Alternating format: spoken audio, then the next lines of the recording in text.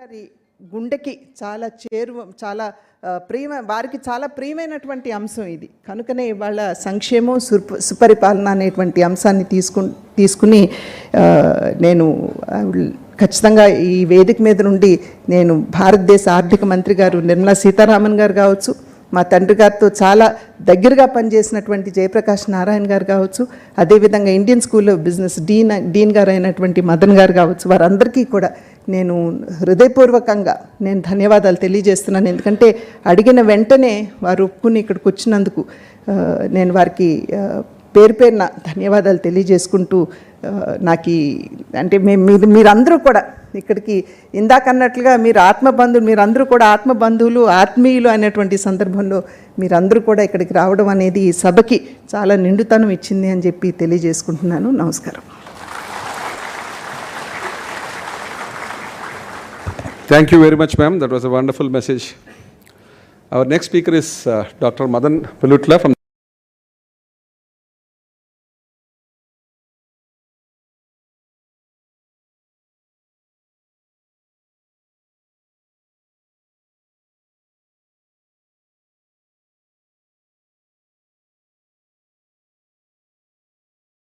how to take India from the 5th largest economy to 3rd largest economy on various aspects, right from welfare to good governance. So it is not an institute only for people to have their MBAs. Their think tank, under his leadership, he has put more people on this effort to help the government of India achieve its goal of becoming the 3rd largest economy on the globe. I would request all of you to give me a warm welcome to Dr. Madan Pillutla.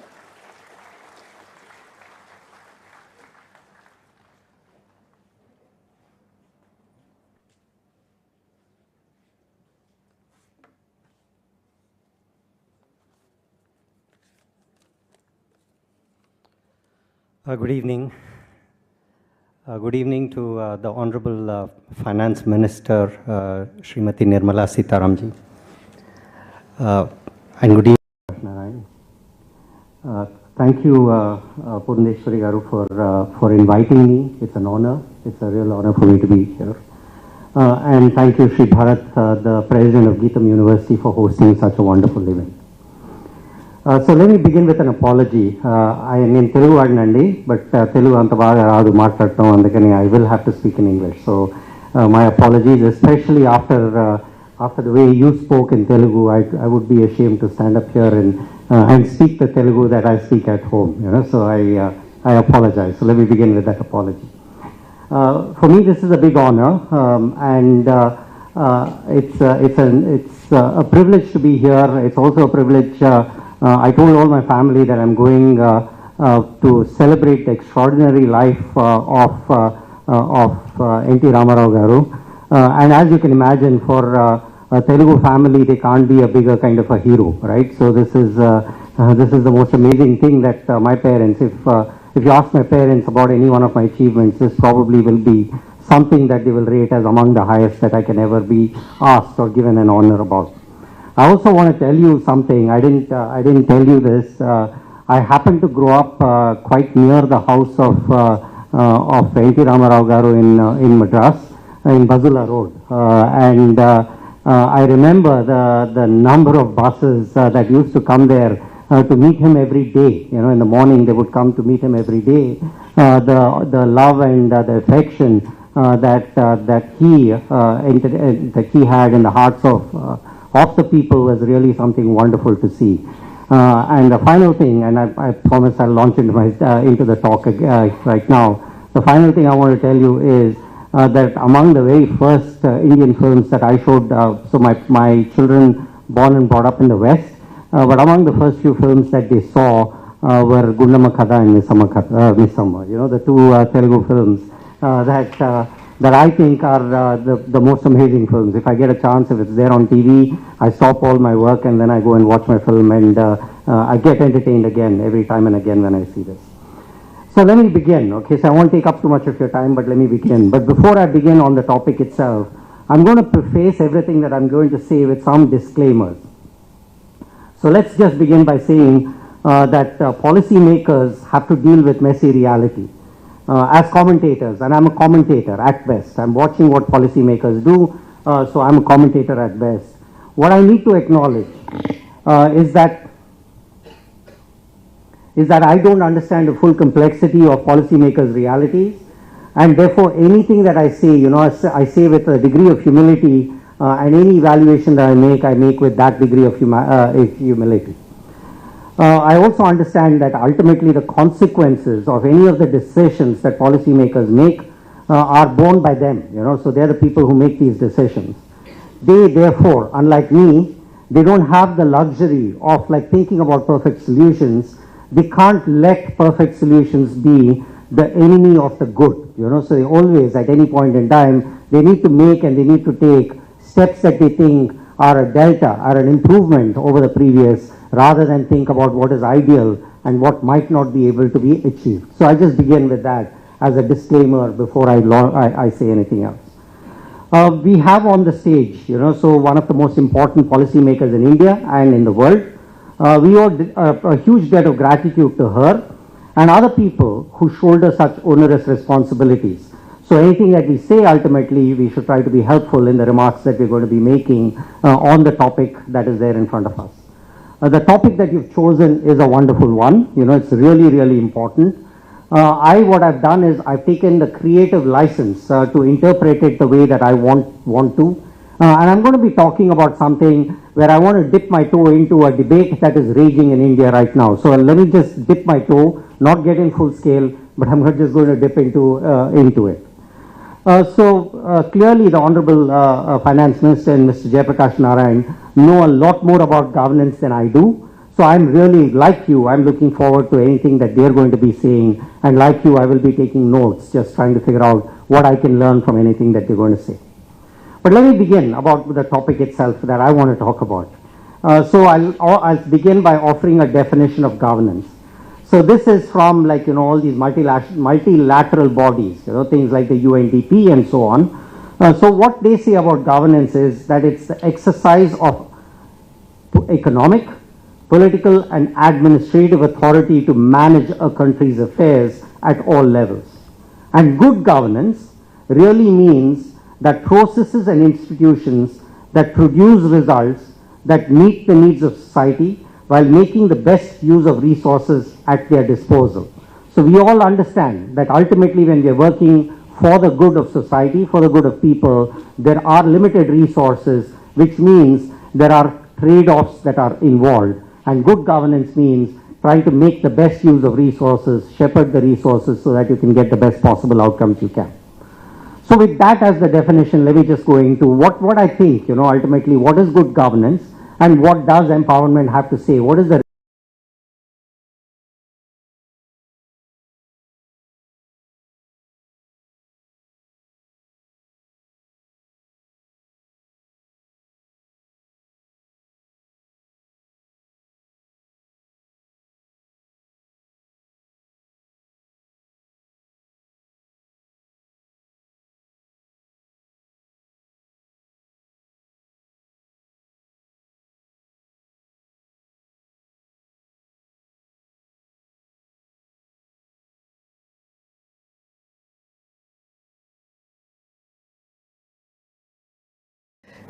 నేను వారికి పేరు పేరున ధన్యవాదాలు తెలియజేసుకుంటూ నాకు అంటే మీరందరూ కూడా ఇక్కడికి ఇందాకన్నట్లుగా మీరందరూ కూడా ఆత్మబంధువులు ఆత్మీయులు అనేటువంటి సందర్భంలో మీరందరూ కూడా ఇక్కడికి రావడం అనేది ఈ సభకి చాలా నిండుతనం ఇచ్చింది అని చెప్పి తెలియజేసుకుంటున్నాను. నమస్కారం.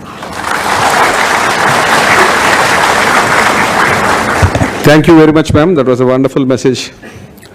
Our next speaker is Dr. Madan Pulutla from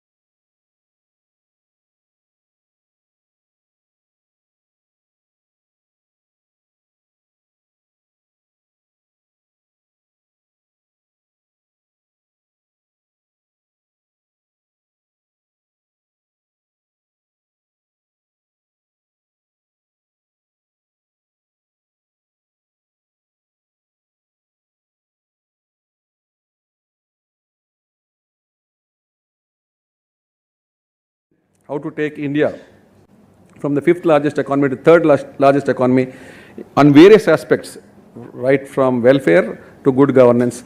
So it is not an institute only for people to have their MBAs. Their think tank, under his leadership, he has put more people on this effort to help the government of India achieve its goal of becoming the third largest economy on the globe. I would request all of you to give me a warm welcome to Dr. Madan Pillutla.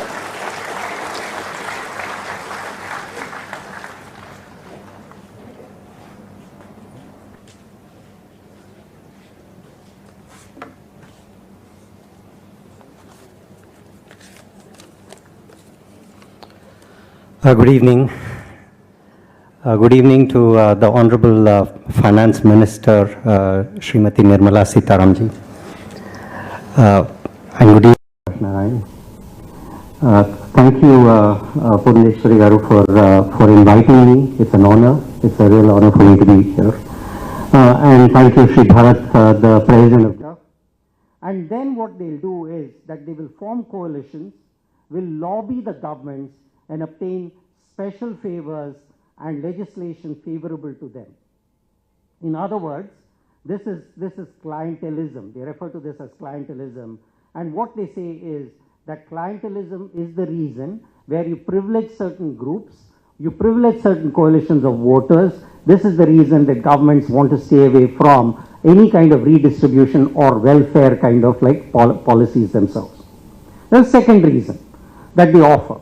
And the second reason is a stronger reason. You know, the claim that they make oftentimes is that any attempt to equalize economic outcomes, it comes in the way of economic efficiency.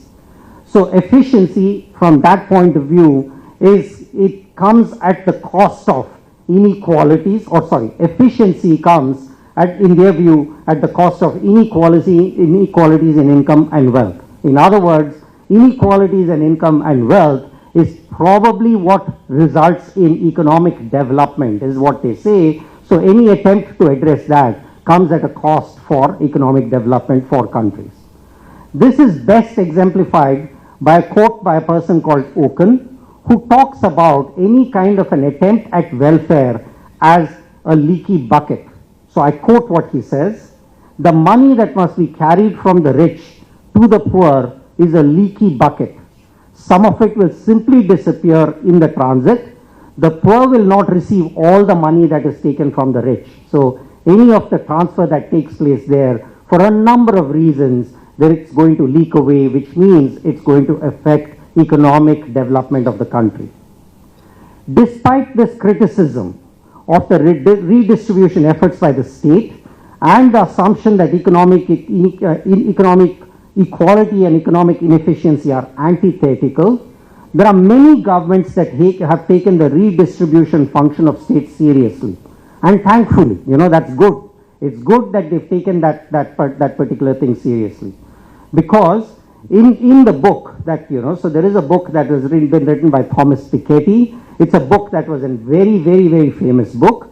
It's called A Brief History of Equality, and I suggest that you go and read it.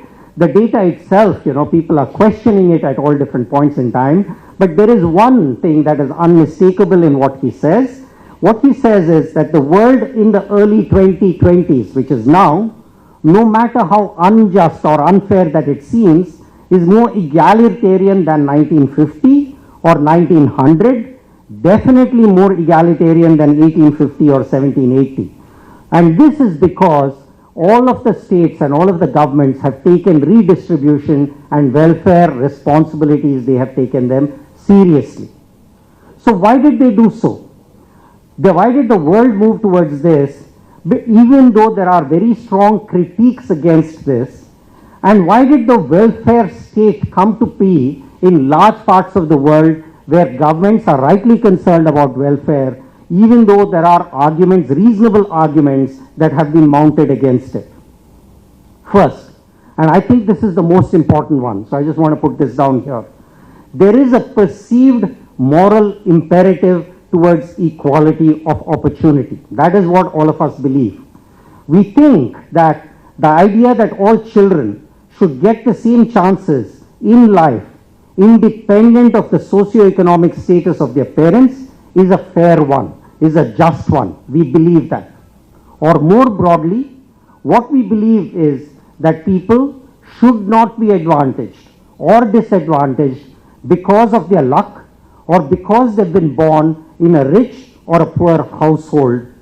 Moral choices, in other words, are an inevitable part of governance. It's not just economics alone. We also need to be thinking about morality, and which is why, part of the reason why a lot of the different states in the world, they have taken up upon themselves redistributionist or welfare policies.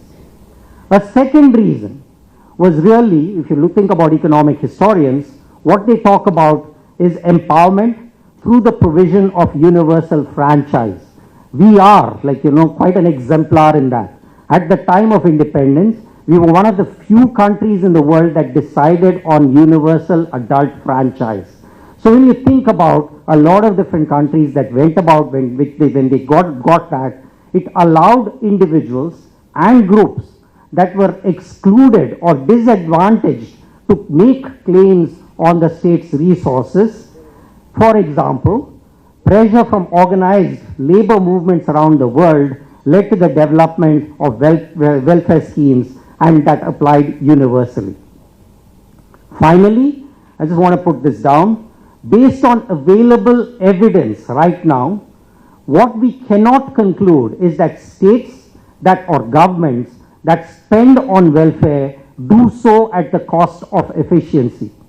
So states that are growing, so this is evidence, states that are growing are also, when I say states, I want to be, clarify here, I mean governments all over the world, so we're thinking about governments all over the world. Governments that were spending money on welfare schemes are also belonging to countries that were growing. Again, I feel the need to clarify here. I'm not talking about spending on education, health, etc., which I believe is the provision of public goods that is a government's legitimate function according to everyone. There is a consensus about that. In fact, there was a recent debate that the Honorable Finance Minister also made the same statement, that when we talk about education, when we talk about health, these are the provision of public goods. This is not about welfare. Welfare is something else. What is welfare? So welfare is when we're talking about unemployment benefits, when we're talking about child benefits. This is what we mean by redistribution, and we mean welfare here. Of course, when I make the claim that states or governments that are spending on welfare are also the states that are growing, the causality is not very clear. It is not because they're doing one, the other thing happens. It's not because they're doing the other, one thing happens. It's just that I want to say the evidence suggests that the two go hand in hand. It is entirely possible that as you are prospering as a country, you have within you the capability to think about welfare, you have within you the capability for redistribution. So I'm not making any claims about causality at all here. So we'll come down to this, right? So empowerment on account of universal franchise, it led to the development of a welfare state. But the question is, do welfare programs lead to empowerment? That is the reciprocal relationship that we need to be thinking about. Does it lead to that? There is much criticism of the many welfare schemes anywhere in the world, including in India. We talk about it as the nanny state. We talk about it as coddling people and so on. But what the criticism really is that the welfare state creates cycles of dependency, but there is very little systematic analysis of schemes that don't create these dependencies. All that we have is criticism which seems well founded, but we don't really have answers to what are the welfare schemes that we're thinking about that leads to development. From what I've read in the literature, and I'm going to offer you pretty obvious suggestions about the kind of welfare schemes that might empower people, that might break the cycle of dependency, might empower people. What are these? Schemes that are programmatic, schemes that are universal, schemes that are very light touch and that are easily understood by their intended beneficiaries are the schemes that people suggest might work towards the empowerment of people.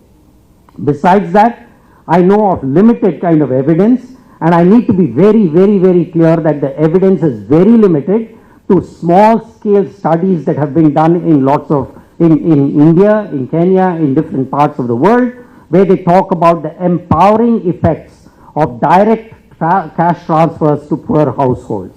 So there is a lot of commentary that is written about it. The empirical research on that is fairly limited.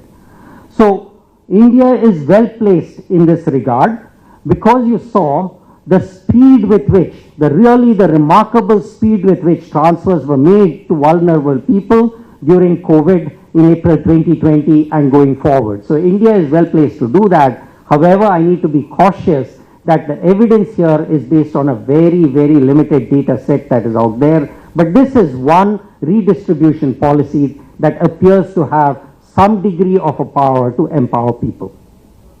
Let me sum up here.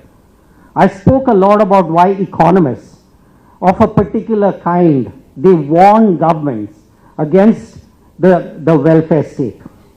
I spoke a little less about why, despite these warnings, governments across the world, and we saw examples here also, governments across the world adopted the welfare state. I spoke a lot less about welfare schemes that can empower. In fact, I gave you just one example of a possible welfare scheme that can empower people. So I will stop here, and make just one point, that ultimately, whether a society chooses to provide opportunities to the poor, to the vulnerable, is a moral choice. It's not an economic one, it is a moral choice. But what I will leave you with this final word, there is a prescient book, Why Nations Fail, by Acemoglu and Robinson, published in 2012, where they make the claim that there is a natural ceiling on economic growth for countries that don't attempt to grow for all. In fact, in 2012, they made a prediction about the ceiling that China as a country is going to achieve. So while I say that this is a moral claim, there might even be an economic basis to why we need to be thinking about, when we are talking about growth, we are talking about growth for all. Thank you very much.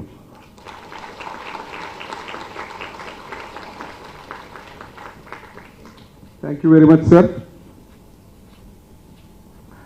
Now I would like to call upon Dr. Jayaprakash Narayan Garu to come on stage and address the gathering. One of the biggest messages he gives is the change should start from us, not from the governments, not from the bureaucrats, not from the politicians. The biggest message I've heard him is, we need to change. Stop taking the 1,000, 2,000 rupees and spoil your future. Don't spoil your future. That is a message we must inculcate among all our friends, employees, poor people. So it's not about government, blaming the government for freebies, not about blaming the bureaucrats. We need to change. That is the message he is sending it out loud and clear across the social media, calling a spade a spade. And he is also on the many panels with the Government of India, also advising them on policy making. I would request Jayaprakash Narayan to throw light on what we can do to save our state and nation from falling into people who want to vote for money and lead to good governance with real empowerment. Dr. Jayaprakash Narayan.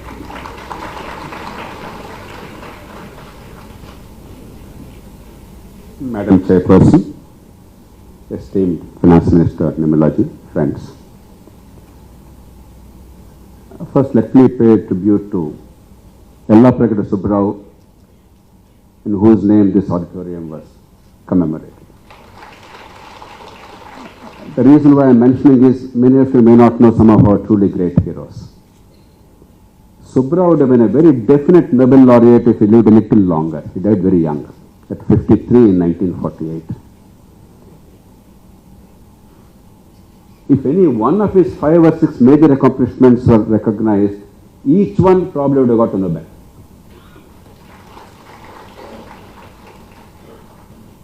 Students of biology and medicine would understand the understanding of ATP itself, its role in the muscle. Phosphocreatine, another very vital energy source in muscle. Methotrexate, even now a very vital drug for many long-standing problems of variety of kinds. Heterazon, diethyl carbamazine, which has ended the scourge of Bodakalu, మీలో చాలా మంది తెలిసి ఉంటుంది, filariasis in Godavari districts. Folic acid synthesis. Remarkable work he had done. The world and India were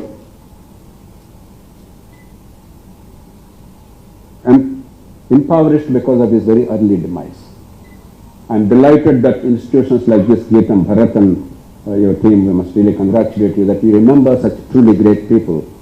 They may not be very well known across the world, but I'm delighted that you gave this name. Next, let me pay my tribute to Nirmalaji. This is the second time I'm mentioning in the past 2 months, because in the midst of an extraordinary crisis, bucking the trend against enormous pressure from the so-called scholars and experts and intellectuals, the union government and the finance minister done a remarkable job in the fiscal management of a country of India's complexity and magnitude. If you did not do that, if you imitated the countries that went on a certain path, we simply would not have had the growth dividend today. If today Naresh is able to say we are one of the fastest growing economies and the fastest growing among large economies, if we are now genuinely contemplating a 7 or 7% plus growth rate for the next 20 or 30 years, if we do a few things right, it's because in a critical moment, when you could easily have taken the easy path, the soft path, and driven us to penury, indebtedness, and therefore no capacity of growth, you gave us a chance. At the same time, you took care of the people. You took care of the poor. 800 million people. 800 million people, the world's largest such program. If NTR were alive, I would be delighted. And if never, కాలే కడుపు అన్నం పెట్టకపోతే బతుకెందుకండి అని చెప్పారు.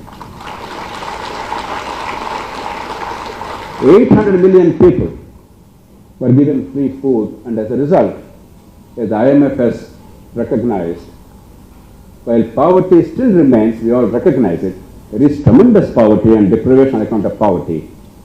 Extreme poverty has ended in this country.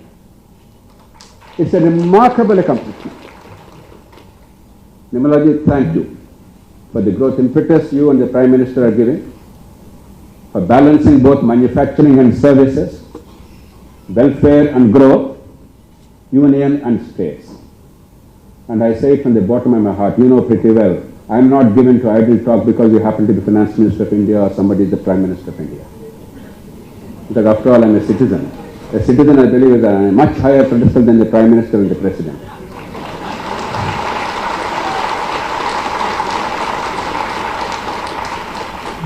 Thank you for what you have done and what you are doing.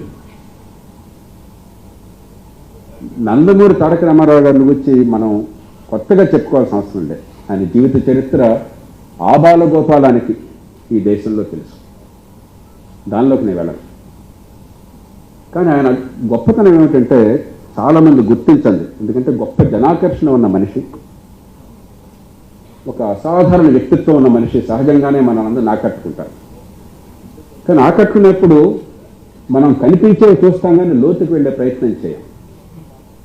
అందుకని ఈ అంశానికి పరిమితమై సంక్షేమము, అభివృద్ధి, ప్రజల సాధికారత, సుపరిపాలన, దానికి పరిమితమై కొన్ని అంశాలు మాత్రం ప్రస్తావించి, నిమ్మల గారు ఉన్నారు కాబట్టి మరి జాతీయ స్థాయిలో ఆ అనుభవం నుంచి మనం ఏం ఆలోచించాలి వారికి తెలియదని కాదు. కానీ మళ్ళీ మళ్ళీ మళ్ళీ మన నుంచి వాణ్ణి వినిపించకపోతే దేశాన్ని తెలుసో తెలియకో నాశనం చేసే శక్తులు చాలా బలంగా వాణిని వినిపిస్తున్నాం.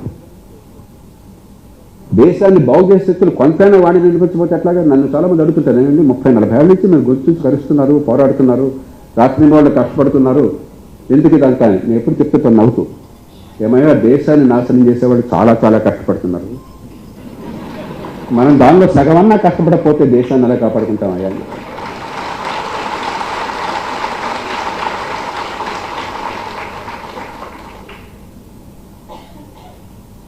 సాధికారత మనందరికీ తెలుసు. భారతదేశంలో రాజకీయంలో, పరిపాలనలో సామాన్య మానవుడికి, జన రాజకీయానికి, సంక్షేమానికి, ప్రజల సాధికారతకి పట్టం కట్టినటువంటి మహనీయుడు ఎన్టీ రామారావు గారు. ఆయన ₹2 మీ దగ్గర నుంచి అందరికీ తెలుసు. కానీ ఈ రెంటిని ఎలా సమన్వయం చేశారో చాలామంది గుర్తించాలి. ఓ చిన్న ఉదాహరణ చెప్తాను. డాక్టర్ వెంకటేశ్వరరావు ఎక్కడ ఉన్నారు?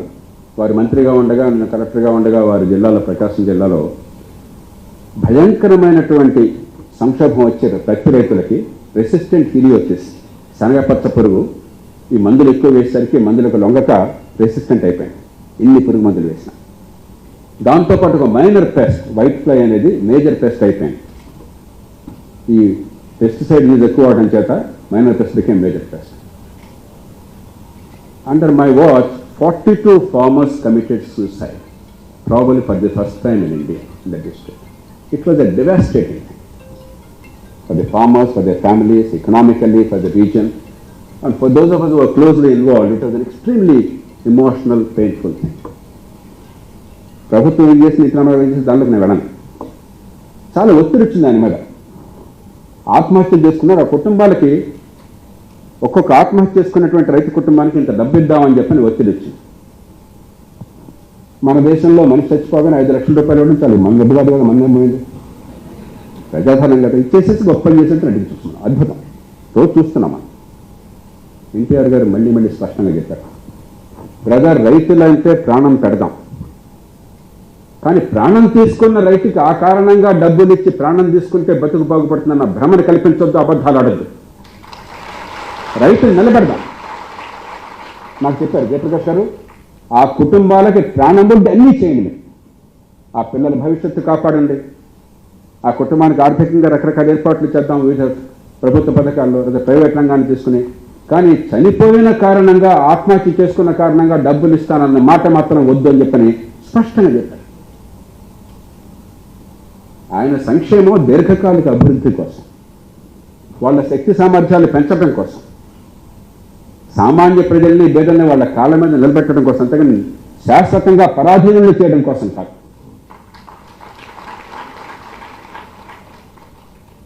మరో ఉదాహరణ నాకు బాగా గుర్తున్నది. ఇందాక ఒక ప్రస్తావన వచ్చింది, తెలుగు గ్రామీణ క్రాంతి పథం అని చెప్పాను. నేను ఈ జిల్లాలో జాయింట్ కలెక్టర్గా ఉన్నాను క్రాంతి పథం పథకాన్ని ప్రారంభించినప్పుడు. కలెక్టర్ల సమావేశానికి నేను కూడా వెళ్ళాను. ఆ రోజుల్లో ఏంటంటే జిల్లా కలెక్టర్తో పాటు జాయింట్ కలెక్టర్, ఎందుకంటే కాబోయే కలెక్టర్ కాబట్టి పిలుస్తారు. ఈ విషయం చర్చకు వచ్చింది.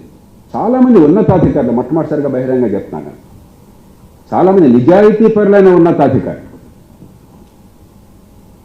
ఏ రకంగా మచ్చలేని వాళ్ళు కూడా, ఏమిటి వెర్రి పథకం, ప్రజలు నిర్ణయించడం ఏంటి, ప్రజలు ఒక పథకాన్ని తయారు చేసుకోవటం ఏంటి, ఏం కావాలంటే అది అక్కడున్న స్థానిక అవసరాలను బట్టి వాళ్ళు నిర్ణయం చేస్తే మనం డబ్బులు ఇవ్వటం ఏంటి, ఇది జరిగే పనేనా అని చెప్పిన అధికారుల దగ్గరికి వచ్చి, ఏమయ్యా పెద్ద చెప్పండి, ఇది వెర్రి ఆలోచన, మూర్ఖపు ఆలోచన, ఇదేం ఆలోచన అన్నమాట నాకు నాకు నాకు నా చెబుతూ నేనున్నా. నేను నిర్ఘాంతపోయాను, ఎందుకంటే నేను గ్రామాల్లో పెరిగిన వాడిని. స్థానికంగా ఉన్న నాయకత్వం, స్థానికంగా ఉన్న ప్రజలు పట్టించుకుని తమ జీవితాన్ని ఎంత అద్భుతంగా బాగు చేసుకుంటారో నాకు తెలుసు. అక్కడ ఉన్న వెంకటేశ్వర గారు మా గ్రామంలోనే మా స్కూల్లో చదువుకున్నారు, వడవరి గ్రామంలో. ఆనాటి నాయకత్వం ఎంత అద్భుతమైన రీతిన మా అందరికీ మార్గాన్ని చూపెట్టిందో, మా బతుకులకి ఒక స్పష్టతనిచ్చిందో నాకు ఇప్పటికీ గుర్తున్నది. మా ఊళ్ళో స్కూల్ ఏర్పాటు కావాలంటే ప్రతి రైతు ఆ రోజుల్లో ఎకరాకి 25 రూపాయలు సొంతంగా డబ్బులు పెట్టారు. ఎకరాకి 25 రూపాయలు ఆ రోజుల్లో అంటే 2 బస్తాల ధాన్యం ఖరీదు, అంటే ఈవేళ దాదాపు 5,000 రూపాయలు. మీరు ఊహించండి, ఎకరాకి 5,000 రూపాయలకు సమానమైన డబ్బుని ప్రతి రైతు పెట్టుకుని స్కూల్లో బిల్డింగ్ కట్టుకున్నారు ఊళ్ళో. ఆ నేపథ్యం నుంచి వచ్చినాడు. నాకేమో క్రాంతి పథం అంటే అద్భుతంగా కనిపించింది. మీకు మీ ఊళ్ళో, మీ ప్రాంతంలో ఏ అవసరం మీరు నిర్ణయించుకోండి, మీరు ముందుకొచ్చి సగం పెట్టుకోండి, సగం ప్రభుత్వం ఇస్తుంది, ఇది మీ పథకం, మీరు సొంతదారులు అన్నది నాకు చాలా అద్భుతంగా అనిపించింది. కానీ అధికార యంత్రాంగం చాలా తీవ్రంగా వ్యతిరేకించింది. నిజాయితీ పిల్లలు, నేను వైద్యుల గురించి మాట్లాడలే, నిజాయితీ పిల్లల అధికారులు, పేర్లు చెప్పను, వారిని కించపరచడం నా ఉద్దేశం కాదు. అప్పుడు నేను ప్రకాశం జిల్లాకు వెళ్ళాను, ఇక్కడి నుంచి ప్రకాశం జిల్లాకు వెళ్ళాను. ఆ జిల్లా చుట్టూ చూస్తే నాకు కనిపించింది, ఒక రోజున మార్కాపూర్ ప్రాంతానికి నేను పర్యటన కోసం వెళ్తుంటే దారిలో మండు కెండ. నేను జూన్ 15 వెళ్ళాను, ఇది జూలై మాసంలో. ఈ రోజుల్లో వర్షాలు బాగా పడుతున్న రోజుల్లో వర్షపాతం ఉండేది కాదు, వర్షాభావం మీకు గుర్తుండే ఉంటుంది. చాలామంది ప్రతి సంవత్సరం మనకు అలవాటు, వర్షాభావము, కరువు పరిస్థితులు, దుర్భిక్షము. జాతీయ స్థాయి నుంచి ఒక కేంద్ర కమిటీ, కేంద్రం అన్న మాట నాకు ఇష్టం ఉండదు, కానీ ఊతపదంగా వాడుతున్నాను. యూనియన్ ప్రభుత్వం నుంచి ఒక కమిటీ పరిశీలక బృందం వాళ్ళందరినీ మనం మచ్చిక చేసుకోవటం, అయ్యా బాబు అని చెప్పని వాళ్ళకి చైర్లో మరొకటి ఇచ్చి ప్రసన్నం చేసుకోవటం, వాళ్ళు మంచి రిపోర్ట్ ఇస్తారేమో, రాష్ట్రానికి కాస్త డబ్బులు పంపిస్తారేమో అని చెప్పని, ఇదంతా మామూలు. ఆ పరిస్థితుల్లో నా దారిని పెడుతుంటే మండుటెండలో పైన ఆచ్ఛాదం లేకుండా కేవలం ఒక పంచగట్టుకున్నటువంటి ముసలాయన ఆయన బావిలో నీళ్లు తొడుతూ కనిపించాడు. నేను దగ్గరికి వెళ్ళి, పెద్ద ఆయన పేరేంటన్నాను. వెంకటరెడ్డి స్వామి అన్నాడు. పొలం ఎంత ఉంది అన్నాను. 7 ఎకరాలు ఉంది స్వామి అన్నాడు. అంటే మన లెక్క ప్రకారం పెద్ద రైతు కులం. ఏం చేస్తున్నా బాబు అన్నాను. అయ్యా 2-3 సెంట్లలో కూరగాయలు వేసాను, ఇక్కడ వర్షం పడుతుందేమో అని చెప్పని. వర్షం రావట్లేదు, ఎండిపోతుంది, నాకు ఏం చేయాలో అర్థం కావట్లేదు, మనసు ఆపుకోలేక నీళ్లు తోడి పోస్తున్నాను అన్నాడు. పొలానికి నీళ్లు తోడి చేతులతో పోస్తున్నాడు. మరి సాధికారత ఎట్లా కావాలండి?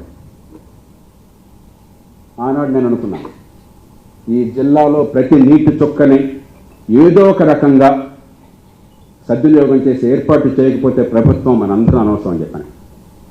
ఈ క్రాంతి పథం ఒక అద్భుతమైన అక్షయపాత్రలా కనిపించింది. ఎప్పుడైతే హైదరాబాద్ నుంచో ఢిల్లీ నుంచో ఏ రకమైన నిబంధనలు లేకుండా మీ ప్రజలు నిర్ణయించుకోండి మీకేం కావాలో, నీటి వనరులు ఉంటే ఒక పరిమితి లోపల, ఖర్చు లోపల సాధ్యమైతే, ఆ రోజుల్లో ఎంత 2,000-3,000 రూపాయలు ఎకరాకి, ఇవాళ నవ్వుతారు. 3 లక్షలు 5 లక్షలు ఎకరాకి ఇవాళ. ఎన్ని కోట్లు ఎంత ఎక్కడికి పోతుందో దేవుడికి ఎరుక. 2-3 వేల రూపాయలు, దానికి కూడా డబ్బులు లేవు. క్రాంతి పథం వచ్చేదాకా ఎన్టీ రామారావు గారు ప్రజల చేతుల్లో అధికారాన్ని పెడదాం, నిర్ణయం వాళ్ళు చేసుకుంటారు, దీర్ఘకాల అభివృద్ధిని వాళ్ళు చూసుకుంటారని చెప్పి అనుకునేదాకా లేదు. పర్యవసానం ఆ జిల్లాలో దాదాపు 1,25,000 ఎకరాల 1,25,000 ఎకరాలు ఎత్తిపోతున్న పథకాలు, కేవలం ఎకరాకు 3,000 రూపాయల ఖర్చుతో దాదాపు 30-40 వేల రూపాయలు ఎకరాలు భూగర్భ జలాన్ని తీసుకోవడం బోర్వెల్స్ ద్వారా. ప్రభుత్వం పెట్టే ఖర్చులో సగం ఖర్చు కూడా కాలేదు. ఇరిగేషన్ డెవలప్మెంట్ కార్పొరేషన్ వారు 10,000 రూపాయలతో ఆ రోజుల్లో ఎకరాకి చేసేవాడు. 10,000 రూపాయలు చాలా ఎక్కువ డబ్బు. ప్రకాశం జిల్లాలో 2,000 రూపాయలు అయింది. ఆ 2,000లో 1,000 రూపాయలే ప్రభుత్వం పెట్టుకుంది, మిగతా 1,000 రూపాయలు బ్యాంకులోనూ. మీరు మళ్ళీ బ్యాంకులు కాబట్టి భయపడతారు, బ్యాంకులు ఎగ్గొట్టారు అని. ప్రతి రూపాయి అనా పైసలతో సహా 7 ఏళ్ళు కాలం ఉన్నా 3 ఏళ్లలో తిరిగి చెల్లించారు రైతులంతా కూడా. 1 రూపాయి బకాయి. అక్కడ ప్రభుత్వం ఐడీసీ వారి పథకాలు ప్రతి సంవత్సరానికి 430 రూపాయలు ఇచ్చేది ఎకరాకి నిర్వహణ కోసం. ఇక్కడ నిర్వహణ అంతా కూడా రైతులు చూసుకున్నారు. ప్రభుత్వం 1 పైసా ఖర్చు పెట్టాల. బోర్వెల్కి అక్కడ ఐడీసీ వారు 75,000 ఖర్చు పెడితే ఇక్కడ 37,000 రూపాయలు. దానిలో ప్రభుత్వం ఇచ్చింది 18,500 రూపాయలు. మళ్ళీ దాని నిర్వహణ కోసం 440 రూపాయలు ఎకరాకి ప్రతి సంవత్సరం ఇస్తుంటే ప్రభుత్వం ఇక్కడ పైసా లేదు. ప్రభుత్వం నిర్మించిన బోర్వెల్స్ అన్నీ కూడా నీళ్లున్నాయి కానీ కరెంట్ లేక వెలవెలబోతున్నాయి. నేనే అక్కడెక్కడ చాలా నానాకంటాలపై 1 కోటి రూపాయలు దానికోసం కట్టి కొన్నిటికి ఏర్పాటు చేశాను. ఈ పథకం కింద వచ్చిన బోర్వెల్స్ 1 బోర్వెల్ కూడా విద్యుత్ లేకుండా ఆగలేదు. అంటే ప్రజల సాధికారతకి తాత్కాలికమైన ఇచ్చిన దానికి తేడా ఎక్కడొక్కర్లా. సజీవమైన ఉదాహరణ. 1,00,000 కుటుంబాలు శాశ్వతంగా బెదరికం నుంచి బయటపడ్డాయి.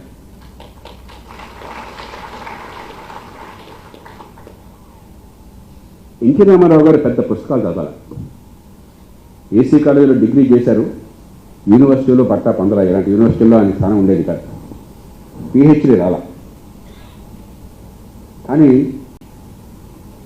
కష్టపడి తన ప్రతిభతో, చెమటోడ్చినటువంటి శరీరంతో, నిరంతర తపనతో ఎదిగిన మనిషి. ఆ అనుభవాన్ని కేవలం పాడేది కాకుండా మనసంతా రంగరించుకున్న మనిషి. అపారమైన ఇంగిత జ్ఞానం ఉన్న మనిషి. ప్రజలంటే హృదయమంతా ఆర్ద్రత నిండిన మనిషి. ఇవి ఉంటే పుస్తకాలు చదవక్కర్లే, డిగ్రీ రావక్కర్లే, పిహెచ్డీలు ప్రొఫెసర్లు అక్కర్లే, ఐఏఎస్లు ఐపీఎస్లు అక్కర్లే. కాబట్టి ఈ దేశంలో అధికారులంతా వద్దన్న, వ్యవస్థ పూర్తిగా కేంద్రీకృతమైన, ఎలా ఈ దేశంలో ప్రజలకి సాధికారతనివ్వాలి, నిజమైన దీర్ఘకాలిక సంక్షేమం అంటే వారి సాధికారత సంక్షేమం వేరు కాదు, అభివృద్ధి సంక్షేమం వేరు కాదు. నిజమైన సంక్షేమం అభివృద్ధికి దారితీస్తుంది. కుహనా సంక్షేమం తాత్కాలికంగా తాయిలాలనిచ్చి దీర్ఘకాలంలో బానిసలుగా నిలబెడుతుంది, పేదరికాన్ని కొనసాగిస్తుంది. అది అర్థం చేసుకున్నారు. అత్యవసరమైతే కాలేకడికి అన్నం పెట్టాలి, కానీ దాంతో ఆగితే అదే అద్భుతం అనుకుంటే అంతకంటే ఆత్మవంచన లేదని ఆయన గుర్తించారు. ఎన్నో రంగాల్లో ఈ సాధికారత కనిపిస్తుంది ఆయన చేసిన నిర్ణయాలు. మహిళల సంగతి చెప్పారు, నేను ప్రత్యేకంగా చెప్పనక్కర్లేదు. అలాగే సహకార సంఘాలు ఇవాళ 97వ రాజ్యాంగ సవరణ వచ్చింది. 19(1)C ఆర్టికల్ని మార్చడం జరిగింది. దానిలో ఎన్టీ రామారావు గారి స్ఫూర్తితోనూ కొరియన్ స్ఫూర్తితోనూ నేను కొంత కృషి చేయగలిగాను. కానీ మొట్టమొదటి దానికి పునాది వేసింది ఆంధ్రప్రదేశ్లో ఎన్టీ రామారావు గారు ముఖ్యమంత్రిగా మ్యాక్స్ చట్టం, mutual aided cooperative societies act. అరే 10 మంది రైతులు ఒక సహకార సంఘం ఏర్పడితే ప్రభుత్వం బోడకత్తనం ఏమిటి? వారికి అధికారం ఇచ్చేద్దాం, వారి సంస్థను వారు నడుపుకుంటారు. బాగా నడుపుకుంటే బాగుపడతారు, బాగా నడుపుకుంటే నష్టపోతారు. మీకేంటి? మధ్యలో మీరున్నానండి, కావాలంటే పెద్ద మనుషులకు చెప్తాం, అలా చేసుకోండి అని చెప్పని. కానీ మన పెత్తనం ఏమిటి? ఆయన ఎప్పుడు నమ్మేది అది. ఒక మనిషి బతుకు బాగుపడడం ఆ మనిషి చేతుల్లో ఉంది, ఆ కుటుంబం చేతుల్లో ఉంది. మీ చేతుల్లో ఉన్న చేతుల్లో ముఖ్యమంత్రి కావచ్చు, ప్రధానమంత్రి కావచ్చు, కలెక్టర్ కావచ్చు, మనం ఎవరు ఆఫ్టర్, మనం వాళ్ళ సేవకులు, వాళ్ళ పన్నుల డబ్బులు తీసుకుంటున్న వాళ్ళం, రాజకీయంలో వాళ్ళతో వాళ్ళు ఓటుతో అధికారంలోకి వచ్చిన వాళ్ళం. కానీ బతుకు బాగుపడడం వాళ్ళ చేతుల్లో ఉన్నది. మన బాధ్యత వాళ్ళకు ఒక మార్గాన్ని చూపెట్టడం, ఆ పన్నుల డబ్బులతో వాళ్ళకి అందాల్సింది ఏర్పాటు చేయడం. అంతేగాని నీ జీవితానికి నేను భరోసా అన్న అబద్ధాన్ని చెప్పటం కాదు. అది స్పష్టంగా అవగాహన ఉన్న మనిషి. చాలామంది ఎన్టీ రామారావు గారు సంక్షేమం గురించి మాట్లాడుతూ లోతు తెలియక ఆయన తాయిలాలు ఇచ్చారనుకుంటారు. ఇవాళ నిర్మలా సీతారామన్ గారు, ప్రధానమంత్రి నరేంద్ర మోదీ గారు ఎంతగా తపన పడుతున్నారో ఆర్థిక వ్యవస్థ దెబ్బతినకుండా కాపాడుకోవాలి, ప్రజలకు న్యాయం చేస్తూనే ఈ దేశంలో అప్పుల భారం పెరగకుండా అని చెప్పని ఎన్టీ రామారావు గారు రాత్రింబోళ్ళు తపన పడేవారు. పొద్దున్న 4:30 మేము వెళ్ళగానే ఎప్పుడు వేశారు, రాష్ట్ర ఆర్థిక వ్యవస్థ చాలా గందరగోళంలో ఉంది, ఎట్లా ఇది చాలా ఇట్లా అయితే మునిగిపోతామని చెప్పంటే నేను ఆయన ఏమండి మీరు బిడ్డ పుట్టాలన్నా కూడా 240 రోజులు పడుతుంది, 40 వారాలు పడుతుంది, బలవంతంగా లాగలేరు. మీరు ప్రభుత్వం ఏర్పాటు చేశాక పరిస్థితి గమనించి కొన్ని నిర్ణయాలు తీసుకున్నారు. ఇదిగో 1, 2, 3, 4, 5, 6 ఈ నిర్ణయాలకు కారణం ఇది, దీని పర్యవసానం సరిగ్గా జరిగితే ఇది అంటే సంతోషపడి ఫస్ట్ క్లాస్ నిన్న సగం జరిగినా బాగుంటుందని చెప్పి పెట్టినవాడు. అమ్మాయిని ఊపిరి పీల్చుకునేవాళ్ళం. మళ్ళీ మర్నాడు పొద్దున్న 4 గంటలకు వెళ్ళగానే మళ్ళీ 24 hours ఎప్పుడు పెట్టారు, రాష్ట్రం రాజ్యాంగంగా నాశనం అయిపోతుంది. అంటే అంత తపన నిద్రపట్టేది కదా. కాబట్టి సమతూకం ఎట్లా పట్ల ఓట్లు దండుకోవటం కోసం సంక్షేమం అనే పేరుతో ప్రజల్ని బానిసలు చేయటం కాదు. తాత్కాలిక అవసరాన్ని తీర్చాలి, కన్నీళ్లు తొలగించాలి, కానీ దీర్ఘకాలంగా భవిష్యత్తు నిలబెట్టాలంటే ఆర్థిక క్రమశిక్షణ కావాలి, పెట్టుబడులు కావాలి. ఇందాక నీటిపారుదల పథకాల గురించి చెప్పారు, కొత్తగా చెప్పనక్కర్లేదు. ఎన్నో రంగాలు, ఎన్నో విషయాలు ఆ సమతూకాన్ని పాటించాలి.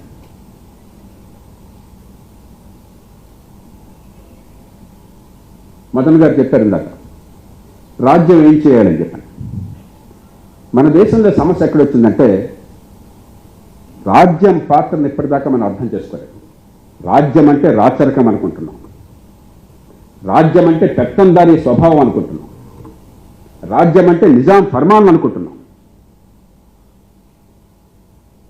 ఆటవిక యుగంలో కూడా కొన్ని వేల సంవత్సరాల క్రితం కూడా రాజ్యం అనేది మొట్టమొదటి వచ్చింది శాంతి భద్రతలను కాపాడడానికి, ఆ సీమని రక్షించడానికి. అది అయ్యాక అది అప్పుడు అవసరం, ఇప్పుడు అవసరమే. పనికిమాలిన నియంత్రణ కూడా, దుష్పరిపాలన ఇచ్చినటువంటి మూర్ఖులు కూడా రాజ్యాన్ని విదేశాల నుంచి రక్షించుకోవాలి, సమాజంలో శాంతిని ఉండాలి, గొడవలు లేకుండా పరిష్కారం చేయాలి, న్యాయాన్ని అందించాలని చెప్పిన స్పృహ ఉన్నది. కానీ కాలక్రమేణా దాని నుంచి రూల్ ఆఫ్ లా, చట్టబద్ధ పాలన, కేవలం దుడ్డు కర్రతో శాంతి భద్రత ఉంటే చాలు. చట్టబద్ధ పాలన, చట్టం అందరికంటే ఎత్తున ఉండాలి, చట్టం ముందు అందరూ సమానంగా ఉండాలి. అది రాబట్టే యూరప్ దేశాల్లో ఇండస్ట్రియల్ రెవల్యూషన్ వచ్చింది. ఊరికే రాల, దాని వెనకాల కూడా పునాదులు ఉన్నాయి. చట్టబద్ధ పాలన, మీ ఆస్తికి రక్షణ లేకపోతే, ఓ ఒప్పందం చేసుకుంటే దాన్ని గమనించకపోతే, కారు కావాలని చెప్పి మీరు డబ్బులు చెక్ ఇచ్చేస్తే కారు ఇవ్వకుండా డబ్బులు ఇవ్వకుండా ఉంటే ఎట్లా? రేపొద్దున మీరు కారు కొనంగా మనం. బ్యాంకులో డబ్బులు పెట్టుకుంటే మీ ప్రమేయం లేకుండా ఎవడో బ్యాంకులో కొట్టేస్తే యూపీఐ మరొకటి పెట్టి దానికి వెంటనే పౌరుడికి రక్షణ లేకపోతే రేపొద్దున ఆపేస్తాం. ఈవేళ మనం ప్రతి నెల 600 కోట్ల ట్రాన్సాక్షన్స్ జరుగుతున్న యూపీఐలో. బహుశా ఇంకా తెలియదు, ఈ మధ్య నేను 2 నెలల క్రితం మాట చెప్తున్నాను. ప్రతి నెల 10 లక్షల కోట్ల రూపాయల ట్రాన్సాక్షన్లు జరుగుతున్నాయి. ఒకసారి నమ్మకం పోయింది అనుకోండి, నా బ్యాంకులో డబ్బులు పెడితే ఎవరు కొట్టేయచ్చు అని చెప్పిన భయం వచ్చింది అనుకోండి, మొత్తం అయిపోతుంది. ఆర్థిక వ్యవస్థ పతనం అయిపోతుంది. చట్టబద్ధ పాలన, ఆర్థిక ప్రగతి రీత్యా చూస్తే మిగతా పక్కన పెట్టినా కూడా, నేరాలకు సంగతి పక్కన పెట్టినా కూడా కనీసం కాంట్రాక్టులు అమలు అవుతుంది, ఆస్తి హక్కులు అమలు అవుతాయి. డబ్బున్నా లేకపోయినా, ఏ కులమైన అధికారమైనా లేకపోయినా హక్కులకు రక్షణ ఉంటుంది. ఆ నమ్మకం కలగాలి. అది లేకపోతే పెట్టుబడులు పెట్టరు, రిస్క్ తీసుకోరు, ప్రగతి సాధ్యం కాదు, ఇన్నోవేషన్ సాధ్యం కాదు. ఎన్టీఆర్కి అది పూర్తిగా తెలుసు.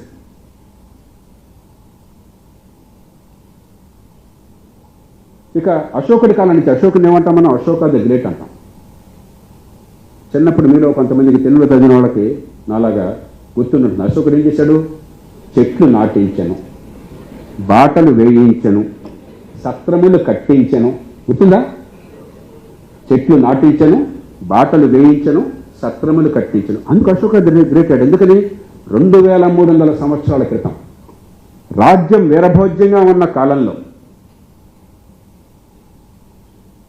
కేవలం ఇతర దేశాల ఆక్రమణ తట్టుకోవటము, దేశ సామ్రాజ్యాన్ని విస్తరించడము, శాంతి భద్రతను కాపాడడం తప్ప ఇంకే బాధ్యత లేని కాలంలో అశోకుడు చాలా దార్శనికుడు. ఇది ఒక పవిత్రమైన బాధ్యత. రాజ్యాధికారం ప్రజల పన్ను డబ్బుతో ప్రజలకు కావాల్సిన ఉమ్మడి సదుపాయాలు కల్పించాలి, లేకపోతే రాజ్యం ఎందుకన్న విషయాన్ని అర్థం చేసుకున్నాడు ఆయన. అందుకే అశోక ది గ్రేట్ అయినాడు. రోమన్ సామ్రాజ్యం దాన్ని అనుకరించింది. కాలక్రమేణా సామ్రాజ్యాల్లో కూడా ఈ తీరు వచ్చింది. గొప్ప సామ్రాజ్యము, గొప్ప చక్రవర్తి, గొప్ప రాజు అంటే మౌలిక సదుపాయాలు, ఉమ్మడి సదుపాయాలు ఏర్పాటు చేశాడు. అది రాజ్యం పాత్ర. మనకేముంది ఇవాళ? వర్షం లేదని రోజు అల్లాడే సమాజంలో ఈ మధ్య బాగా వర్షాలు పడ్డాయి. ఎంత వర్షాలు పడ్డాయండి మీకు అంతా కలిపితే? ఎంత పడ్డాయి? 1100 మిల్లీమీటర్లు, 1200 మిల్లీమీటర్లు. ఒక్కరోజు 25 మిల్లీమీటర్లు వర్షం కురిస్తే దెబ్బలు పడిపోతున్నాం మనం. ఎందుకని? వాన కురిస్తే వరదలైపోతున్నాయి. మన పరిపాలన నిర్వాహకం అని చెప్పని స్ట్రాంగ్ వాటర్ డ్రైనేజ్ లేదు. పొలాల్లో వర్షం కురిస్తే ఒక్కరోజు 100 మిల్లీమీటర్లు, 200 మిల్లీమీటర్లు వర్షం కురిస్తే లక్షల ఎకరాలంతా నాశనం అయిపోయినాయి. ఒకరోజు పత్రికలో నీళ్లు లేక పంటలు మాడిపోతున్నాయి, మర్నాడు పత్రికలో వర్షం వచ్చి వరదల్లో పంటలు మునిగిపోతున్నాయి. ఏమయ్యా? ప్రకృతి అని నీకు చెప్పిందా ప్రతిరోజు ఖచ్చితంగా 10 మిల్లీమీటర్లు వర్షం ఇస్తానని చెప్పని? పరిపాలన ఎందుకుంది? తగలక్కన అసాధారణంగా 1000 మిల్లీమీటర్ల వర్షపాతం ఒకరోజు వస్తే ఆలోచిద్దాం. మన అలాంటిది కాదే. సహజ వనరులను కాపాడుకోవటం ప్రభుత్వం బాధ్యత. మౌలిక సదుపాయాలు కల్పించడం. వర్షం వస్తే వరద నుండి పోవాలి. వర్షం లేకపోతే భూగర్భజలాన్ని మనం పెంచుకుని వాళ్ళు ఉపయోగించుకోగలగాలి. లేకపోతే ఈ సర్ఫేస్ వాటర్ని ఉపయోగించి డ్యాములు కట్టుకుని దాన్ని రక్షించుకోవాలి, కాపాడుకోవాలి, నీటి సద్వినియోగం చేసుకోవాలి. వర్షం వస్తే ఒక బాధ, లేకపోతే మరో బాధ. 2 పత్రికల పతాక శీర్షికలు, దీనికి ఒక కమిటీ, దానికి ఒక కమిటీ, దీనికి ఒక బృందం, దానికి ఒక బృందం. ఏం డ్రామా ఇది? ఎందుకని? ప్రభుత్వాలు తాము చేయాల్సిన పనులు పూర్తిగా మర్చిపోయినాయి, నిరర్థకం అయిపోయాయి. ఇంకెవరు చేయలేరు పని, ప్రభుత్వమే చేయాలి. ఇది చెప్పడం నాకు బాధగా ఉంది ఆర్థిక మంత్రి గారి సమక్షంలో. కానీ కొన్ని సందర్భాల్లో ఆత్మావలోకనం చేసుకోవాలి. మన దేశంలో మంచి జరుగుతుంటే నేను చాలా గర్వపడతాను. నేను నిరంతరం దేశం, ప్రపంచంలో ఆత్మవిశ్వాసాన్ని, దేశం పట్ల, భవిష్యత్తు పట్ల నమ్మకాన్ని, ఆశావాదాన్ని పెంచజెప్పాను. కానీ అదే సమయంలో వాస్తవాలను కూడా మన పరిగణలో తీసుకోవాలి. మీరు 49 పెద్ద దేశాలను తీసుకోండి. The nations with more than $200 billion of GDP. Nirmalaji, you can ask your team to do this work. There is nothing original from it. You take all the key indicators of infrastructure and education and healthcare, including justice system, the pendency of cases per unit population, the time it's taking to enforce, take all this. On every single indicator, India stands out of these 49 countries in the bottom 5. I'm saying it with pain. You don't have to be that. You know the countries that are giving company to us? Pakistan, Bangladesh, Nigeria. I don't understand why we are fighting with Pakistan at all. We are truly blood brothers. Our misgovernance is universal. Pakistan, Bangladesh, Nigeria. The fifth country kept varying, depending on the indicator. But these four countries have been always there among the bottom five in every single indicator. Is that what India can aspire to be? Why? డబ్బులు లేకపోవటం కాదు, ఉన్న డబ్బంతా తగలేయటం, తాత్కాలికమైన తాయిలాలు కానీ వృధా ఖర్చు కానీ. దట్ ఈజ్ నాట్ సంక్షేమం. దాన్ని సంక్షేమం అంటే అంతకంటే అబద్ధ పాట ఇంకోట్లేదు. మంచి విద్య అందించకుండా విద్యకు డబ్బులు పోవడంత ఖర్చు పెడుతున్నాం. ఆంధ్రప్రదేశ్లో సగటున, మీలో చాలామంది తెలియకపోవచ్చు, మీరు విద్యా సంస్థలో ఉన్నారు, ఆంధ్రప్రదేశ్లో సగటున పాఠశాల విద్యార్థులకి గవర్నమెంట్ స్కూళ్ళల్లో ఏడాదికి 91,000 రూపాయలు ఖర్చు అవుతుంది. మీకు తెలుసా? పాఠశాల విద్య మీద ప్రభుత్వం పెట్టే ఖర్చు ఎంతమంది పాఠశాల విద్యార్థులు ఉన్నారు? నేను గొప్ప విషయం చెప్పలా, దిస్ డివైడెడ్ బై దట్ అంటే ఎన్ని వేల కోట్లు ఖర్చు అవుతుంది, ఎంతమంది పిల్లలు ఉన్నారు? 91,000 రూపాయలు. తక్కువ డబ్బు కాదే. విద్యా ప్రమాణాలు ఎట్లా ఉన్నాయి? 130 మందికి 8వ తరగతిలో ఒక 2వ తరగతి స్థాయి పారా చదవటం రాదు. ఇది ఏపీలోనే కాదు, అన్ని రాష్ట్రాలు ఇట్లానే ఉన్నాయి. కాస్త ఎక్కువ పెద్ద తేడా లేదు. ఇక్కడున్నా కాబట్టి ఈ రాష్ట్రం మాట మాట్లాడుతున్నాం. 140 మందికి 8వ తరగతిలో చిన్న తీసివేత చేయడం రాదు. 75 - 46. 140 మందికి 8వ తరగతిలో ఈ 2 అంకెల తీసివేత రాదు. 140 నుంచి 50 మందికి గడియారం చూసి టైం చెప్పడం రాదు. నా వాచ్లో 5:55 అయింది. ఇప్పుడు 178 మంది 6 అయింది సార్ సుమారుగా అని చెప్తారు. 5:50 అయిందా 5:55 అయిందా? 150 మందికి 60 మందికి మాత్రమే తెలుసు. 8వ తరగతిలో 14-18 ఏళ్ల వయసు మధ్య 14-18 ఏళ్ల వయసు మధ్య 140 నుంచి 50 మందికి భారతదేశంలో గడియారం చూసి గంట నిమిషం టైం చెప్పడం రాదు. ఇది ఎలాంటి సంక్షేమం? ఎవరికి సంక్షేమం? ఈ విద్య రాక అలమటించిపోతున్న వాళ్ళు ఎవరు? తెలివితేటలున్నా కూడా పుట్టిన కుటుంబం నైపథ్యం కారణంగా, తల్లిదండ్రుల బేదరికమో చదువులేని తనమో కారణంగా నశించిపోతుంటే వాళ్ళకి తాయిలాలు ఇచ్చి అద్భుతాలు చేసామని నటిస్తావా మనం? ఎవరిని మోసం చేద్దాం? ఈ ప్రజలు బానిసల, ప్రజాస్వామ్యంలో ప్రభువుల? ఈ పన్నులు కట్టేది ఈ బిడ్డల భవిష్యత్తు కోసమా? వాళ్ళని ఏమర్చి తాత్కాలికంగా వాళ్ళ నుంచి ఆ ఓటు అనేది పొంది అధికారంలో విరవేగటం కోసం పరిశుభ్రమైన పదాలు వాడుతున్నారు, క్షమించాలి.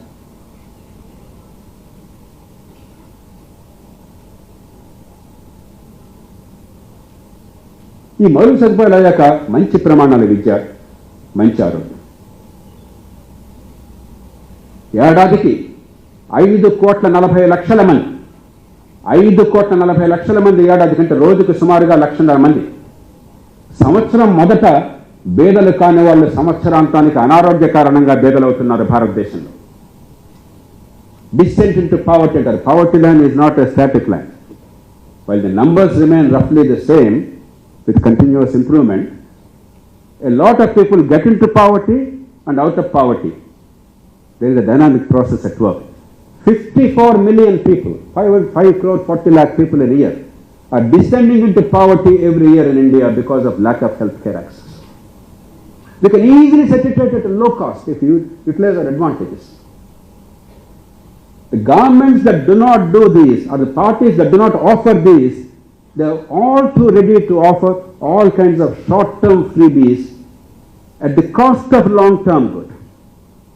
Because there is a trade-off.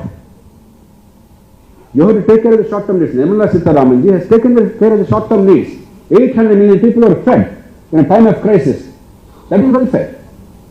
But if that's all the government does, I don't think we would have invited her here. I don't think the government deserved any credit if that's all the government did. If you don't balance it with long-term growth, ability to come out of poverty, empowering the people, giving them earning capacity and therefore enhancing the incomes, creating conditions for investment and job creation, then it's no longer governance, it's a disaster. And therefore, what shall we do? This is all my fulminations as a citizen. But as a serious public policy student, if we say freebies are no good, that will lead us nowhere, because who will decide what is a freebie? After all, if in Telangana we started Raitu Bandhu, the Prime Minister of India started PM Kisan. If we started some other program in some other state, another party, another government starts somewhere else. So my welfare becomes your freebie. Your welfare becomes my freebie. We will only keep fighting each other. In a democracy, there has to be a reconciliation between the two. We cannot say no welfare. It's an absurd notion. That's what NTR understood. You have to take care of the immediate, but you have to take care of the long term. You must balance them in a very judicious manner. So my appeal to you, Nirmala ji, is, and I am now saying it very publicly and politically, if we convert the next election into welfare versus development, it will be a disaster for the country politically. Because in any country, even in rich countries, people in a democracy tend to vote for the short-term benefits because they don't believe in the long-term public good that's being promoted. If that's what happens, remember, Vajpayee ji and his government legitimately claimed significant improvement in economic management of the country. So India Shining was not a hollow slogan. But once India Shining was Aam Aadmi became the issue, I certainly did not expect that. Vajpayee government was trounced. So if we make it freebies versus growth, it will be a disaster politically for the country. I don't care which party wins, which party loses. It has to be more measured and balanced, and therefore my appeal to you is, the only realistic thing that we can all agree upon in the whole country, across parties, across regions, union and states, is a government has a right to offer whatever they think is necessary for the people, because that is a constitutional right, that is a sovereign right. You are elected to manage the public money. That is what democracy is. Elected legislature decides what to do, how to spend that money. You and I cannot tell them, you do this, you don't do this. That's simply not sustainable, it will not work. But it's absolutely reasonable to say, you cannot borrow to spend for today's expenditure, current expenditure. If you borrow, it must be to build assets, to build the future. Each of us is sitting here because our parents and our grandparents exercised that basic discipline. They were thrifty. మనమంతా పేద కుటుంబాల నుంచి వచ్చాం చాలామంది. అందరం కోటీశ్వరం నుంచి రాలా, సామాన్య కుటుంబాల నుంచి వచ్చాం. తినడానికి ఉందని అంతకంటే ఎక్కువ ఏం లేదు. కానీ తరాలుగా వాళ్ళు ఏం చేశారు, వాళ్ళ ఆశలు, వాళ్ళ అవసరాలు చంపుకున్నారు. వాళ్ళ కోరికలు కొంచెం వాయిదా వేసుకున్నారు. మా పిల్లల భవిష్యత్తు కోసం ఏమైనా చేస్తామని నిర్ణయం చేసుకున్నారు. 100 రూపాయలు సంపాదిస్తే 10 రూపాయలు పొదుపు చేశారు. చిన్న ఆస్తితో మరొకటి కొనుక్కున్నారు. ఇంటి నెంబర్ ఎక్కడి నుంచి వచ్చారు? ఆయన తండ్రి గారికి ఉన్న పొలం అంతా కూడా 1929 డిప్రెషన్ పుణ్యం అని చెప్పని మొత్తం పోయింది. అప్పుడు 2,000 రూపాయలు తెచ్చాలి, 2,000 ఎకరాలు అనుకున్నట్టు ఆయన చెప్పారు నాకు. ఎట్లా వచ్చారు? అంత కష్టంలో ఉన్నా కూడా తమ శ్రమని, తమ శక్తిని నమ్ముకుని 100 రూపాయలు సంపాదిస్తే 10 రూపాయలు ఆదా చేసుకుని పొదుపు చేసి రేపటి గురించి ఆలోచించి అవసరమైతే అవసరాలను చంపుకుని దుబారా ఖర్చు పెట్టకుండా, అప్పు చేసి పప్పుకూడి చేయకుండా ఆయన ఎదిగారు. మన అందరి కుటుంబాలు ఏదో ఒక రీతి అదే రకంగా వచ్చినాయి. భారతీయ సాంప్రదాయం, హిందువులు కానీ, ముసల్మాన్లు కానీ, ఈ కులం కానీ, ఆ కులం కానీ, ఉత్తరాది కానీ, దక్షిణ, అందరం కూడా పిల్లల కోసం బతుకుతాం. భారతదేశం అందరికీ సామాన్య లక్షణం ఉందంటే పిల్లల కోసం తల్లిదండ్రులు చావడానికైనా సిద్ధపడతారు, గుండెల్లో దాచుకుంటారు, ఎన్నో త్యాగాలు చేస్తారు. అలాంటిది మనం ఎన్నుకున్న ప్రభుత్వానికి మన బిడ్డల భవిష్యత్తును నాశనం చేసి వాళ్ళ మీద అప్పుల భారాన్ని పెట్టి ఈవేళ అప్పు చేసి పప్పు తినే హక్కు ఎక్కడ ఉన్నది? It is a perfectly reasonable argument, socially and political. Therefore, bring back revenue deficit concept which was unwisely taken out from the FRBM framework. And you only have one rule for the union or the states. There will be a time for transition because Government of India has a structural deficit. జాతీయ స్థాయిలో ఉన్న ప్రభుత్వానికి 27 లక్షల కోట్ల రూపాయల budget ప్రవేశపెట్టిన దానిలో నిర్మలా గారు 27 లక్షల కోట్ల రూపాయల పన్నుల ఆదాయం. దానిలో 16,11,000 కోట్ల రూపాయల రాష్ట్రాలకి వివిధ రూపాయల్లో బదిలీ అవుతున్నాయి. అయితే ఫైనాన్స్ కమిషన్ లేకపోతే కేంద్ర ప్రతిపత్తి పథకాలు 9,43,000 కోట్ల రూపాయల అప్పుల మీద వడ్డీలు చెల్లిస్తున్నారు. Without giving a salary to one single person, 95% of the government of India revenue is going away under these two heads. So Delhi's structural deficit cannot be overcome overnight. Let's have some time, a time frame, union or states. But there shall be no revenue deficit. That means you cannot borrow to maintain the current expenditure. The borrowed money shall only go towards building assets for the future. And for that, you create an independent body. Maybe the Finance Commission can be made permanent. Maybe a Office of Budget Responsibility can be created in the Finance Commission. Instead of the government, the political government deciding which state has violated the norms, if such an independent constitutional body decides, you will be away from politics. Because then otherwise,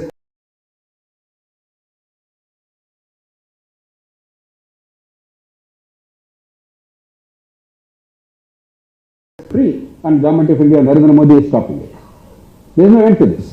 But if you create a revenue deficit framework, an independent body, a credible body, and adhere to that, because under Article 293(3), you have the power to decide whether or not to approve a loan of the state government. So constitution makers wisely gave the tools.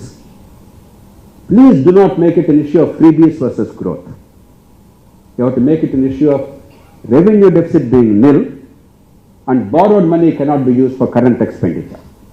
If you do that, within 3-4 years, we will see fiscal health in the country.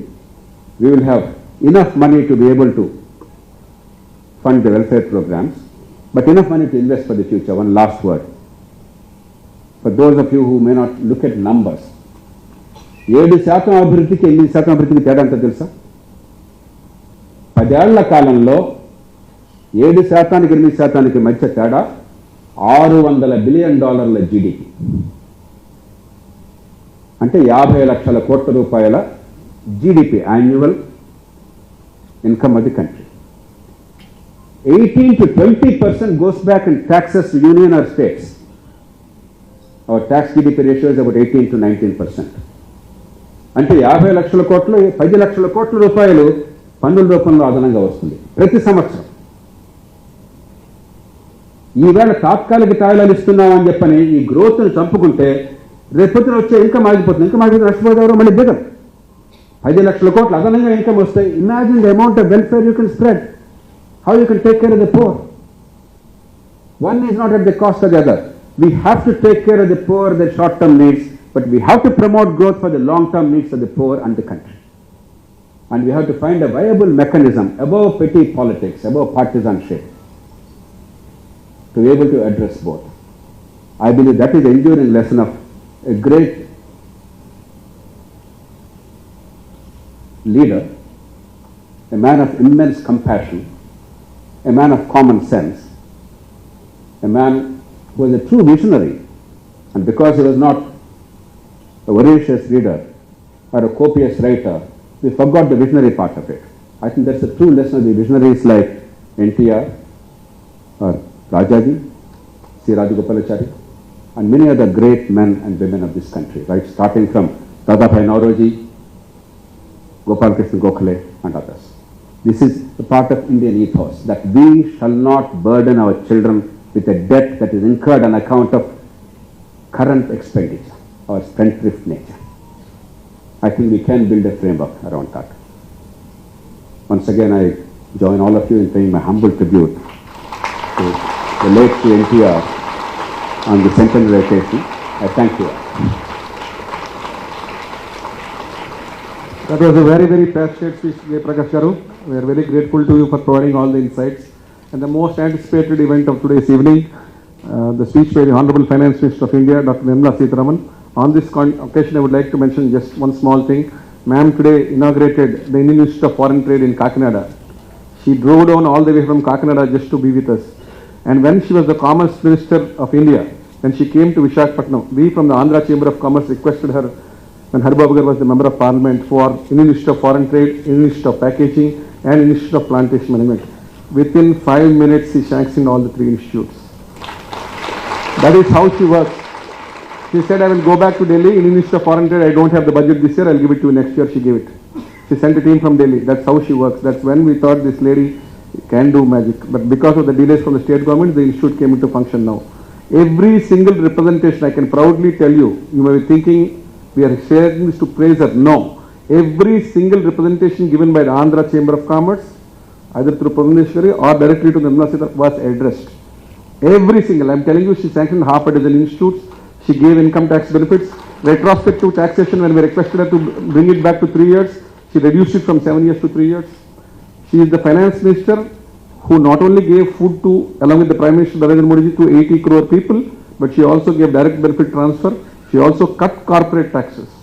She not only took care of the poor farmers, she took care of the middle class, she took care of the corporates, and still made the economy grow. And when 28 finance ministers from states and 8 union territories are pulling the country apart by each giving their own welfare or freebie definitions, it's a tough job to do.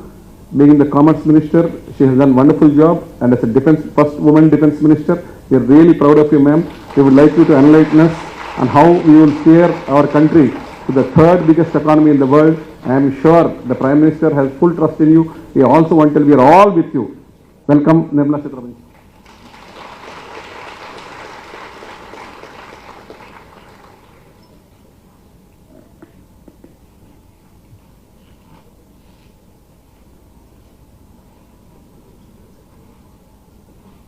Good evening, and it's such an honor to be on the dais with such eminent people who've had direct working experience or who have closely watched late Shri N.T. Rama Rao. I pay my respects, very humble respects, to a leader who would be 100 if he lived here today, and to the family, particularly to the daughter who so much has taken it upon herself, together with her family, to pay respects to a leader who she had the fortune of being brought up and who could address him as the father. So I feel very touched that in a year-long celebration, I've been given a small role to play, and I largely speak in English. Of course I can speak in Telugu, but not the Telugu which certainly Purandeshwari Garu can do, or anyone else, because it's not my mother tongue. I've acquired it very much later. But I like to say one thing, and in Telugu, Naku Sri Ramudu or Sri Krishnudu. And modern day there's nobody else who can come before you bringing that image so perfectly than Sri N.T. Rama Rao Garu.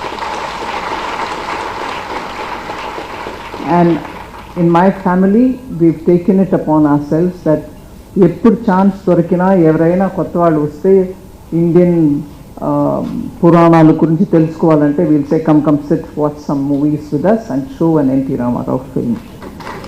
So because I think the films had a very good blend of authentic references to the Puranas, there were no fabrications, and the acting was just incomparable.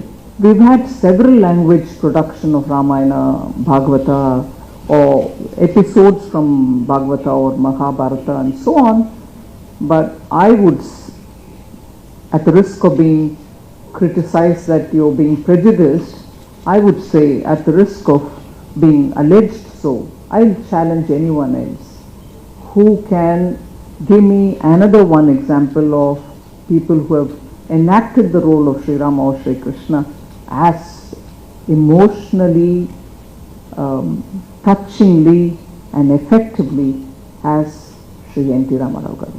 So I pay my respects with that thought before me.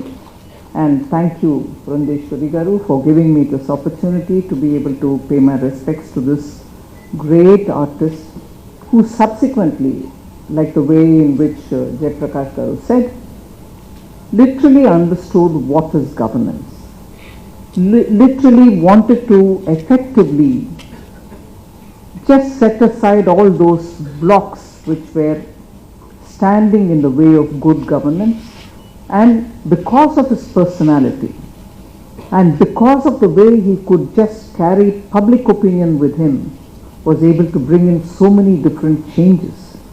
And that is why I think today when we talk about good governance, you have so much to speak about the time when Sri N.T. Ramarao Garu was the Chief Minister of Andhra Pradesh. If I can just speak about the topic for a minute, I know Sri Madan wanted to describe or define what is good governance.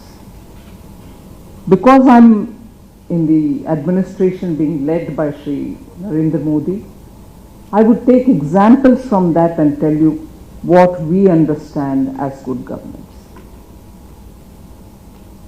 ఇక్కడ చెప్పబడిన ఉదాహరణలు చాలా తీసుకొనే అవన్నిటిని మనం prove చేయగలుగుతాం. I'll start with the udaharanam of leaky bucket, which the Dean of ISD said, which is what one of the former Prime Ministers, I'm not politicizing it, but I'm more bringing that example for what is good governance. He lamented, the former Prime Minister lamented that if I send a rupee down to the people, only 15 paisa reaches them. That's the leaky bucket you were referring to.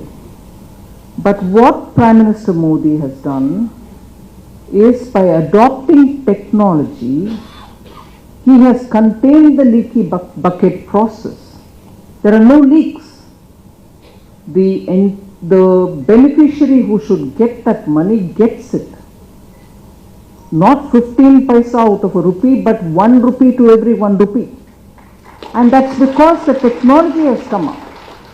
Technology has come as a very big instrument through which otherwise the human folly and the human temptation to, in Tamil there is a proverb which says somebody who went to get that honey from the honeycomb will not remove the honeycomb and give it to the person who wants it or to whom it belongs if the tree is in private place. Anybody who brings that honeycomb down will also lick his fingers. That's a proverb, fairly ancient proverb. So the human tendency to be able to take something out which probably doesn't belong to him rightfully is there. You're not going to be able to bypass that. But today, the way in which we've adopted technology in ensuring the benefits reach common public, I think one of the major objectives or goals of good governance has been achieved. I'm not saying this is going to be foolproof. Our ingenuity will definitely have some element in which people will know to hack even this. But we'll have to take care. But at the moment, it is for sure that who should get what is going absolutely without any kind of pilferages.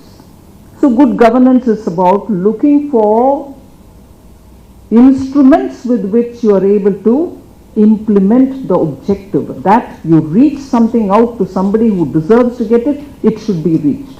And no pilferages should be entertained. That's one very big element of good governance. And also, that is where this one-liner, almost a slogan, minimum government, maximum governance. And for this, there are very many ways in which people have been speaking. To paraphrase it, where there is got to be the presence of a government, there should be. And just that much which you need, not too much. And where the government should not be present, there should not even be a pretension of a presence. If that is achieved, and that's the maximum governance objective, By minimizing government where it should not be, governance actually becomes ideal. So that's good governance. You don't want excessive presence, nor should there be, what they say in Hindi, above, a shortage of presence. So that is another one of the things which very honestly Prime Minister Modi believes in and works towards that. And one of the ways in which,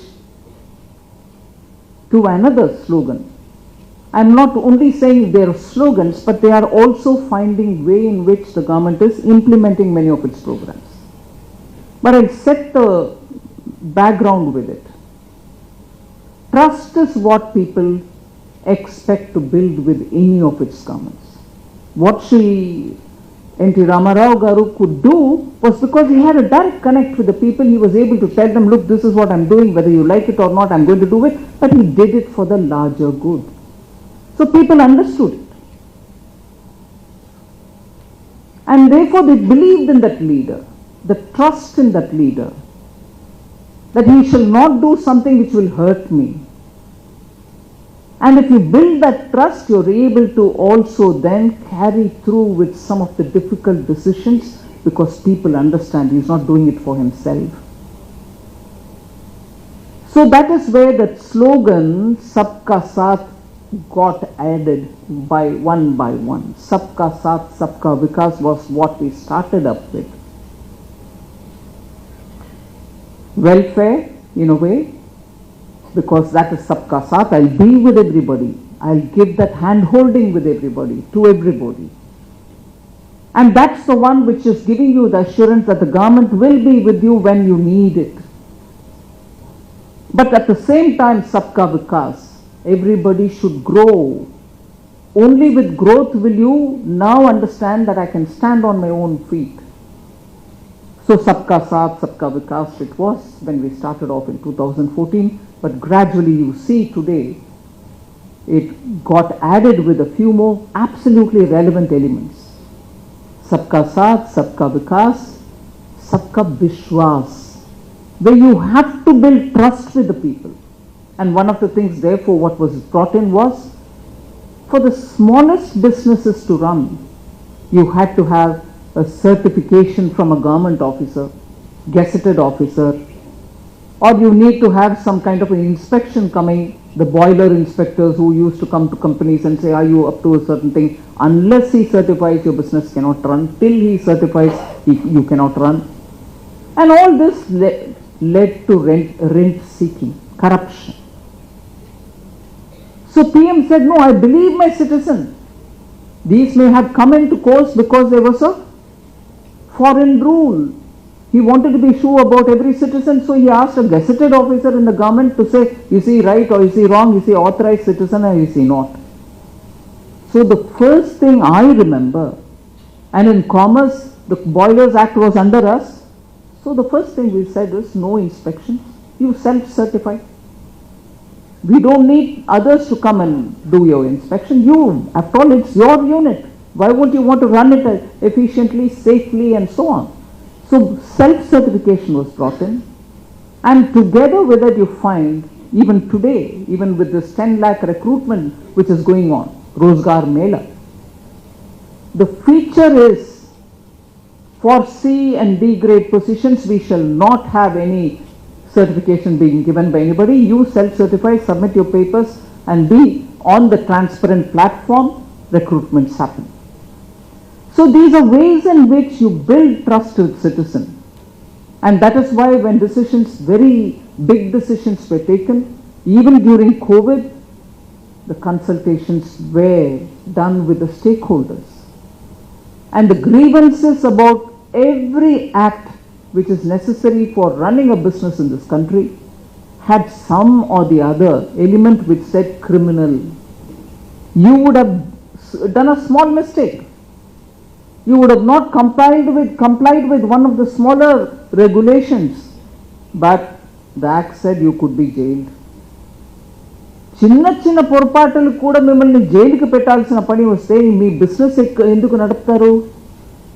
ఇది పెద్ద బాధ అండి. నాకొద్దు, government job తీసుకుంటే చాలు, ఎందుకు వచ్చింది గొడవ? క్రిమినల్ ఎలిమెంట్ అంటే ఒక చిన్న పొరపాటుని కూడా ఈక్వల్ టు క్రిమినల్ యాక్ట్ అన్నట్టు పెట్టిన అన్ని యాక్ట్స్ని కూడా, అన్ని చట్టాన్ని కూడా రివ్యూ చేసి ఆ క్రిమినల్ ఎలిమెంట్ ఉన్న అన్నిటినీ కూడా కాంపౌండింగ్గా చేయండి, పెనల్టీ వేసేయండి, జైలుకు పంపించవద్దు. ఇది ఒక మెయిన్ ఆబ్జెక్టివ్ తీయండి. దానివల్ల ఇవాళ ఒక్క యాక్ట్ కూడా, అంటే ఒక చిన్న బిజినెస్ నడపడానికి కావాల్సిన ఒక యాక్ట్, బాయిలర్స్ యాక్టో ఇంకొకటో ఎన్ని యాక్ట్స్ ఉన్నా కూడా దాని అన్నిట్లో క్రిమినల్ కాంపోనెంట్ని కాంపౌండబుల్గా మార్చాం. ఏ ఒక్కటికి కూడా జైలు ప్రావధానం ఉండకూడదు, అది తీసేసాం. ఏదో 1-2 చోట్ల మాత్రం ఇంపాసిబుల్ టు రిమూవ్ అన్నప్పటికీ అది 2 మాత్రం ఉంటుంది, మిగతా అన్నిట్లో క్లియర్ చేసి. So Vishwas, building trust with the citizen. Government ఒక కంటిన్యూయం, బ్రిటిష్ దగ్గర నుంచి మనకు వచ్చిన గవర్నమెంట్, మన పార్లమెంటరీ సిస్టమ్ కూడా అట్లా వచ్చింది అనే దానికోసం సిటిజన్ వేరు, మనం వేరు కాదు, మనం అందరం ఒకటే. మనం బిజినెస్ చేస్తే ఎలా చేస్తాం, ఎలా ఉంటే బాగుంటుందని అనుకుంటాం, అది మనం తీసుకురావాలి అనే ఆ ఒబ్జెక్టివ్ తోటి నడిచింది ఈ ఎక్సర్సైజ్. అట్లాగే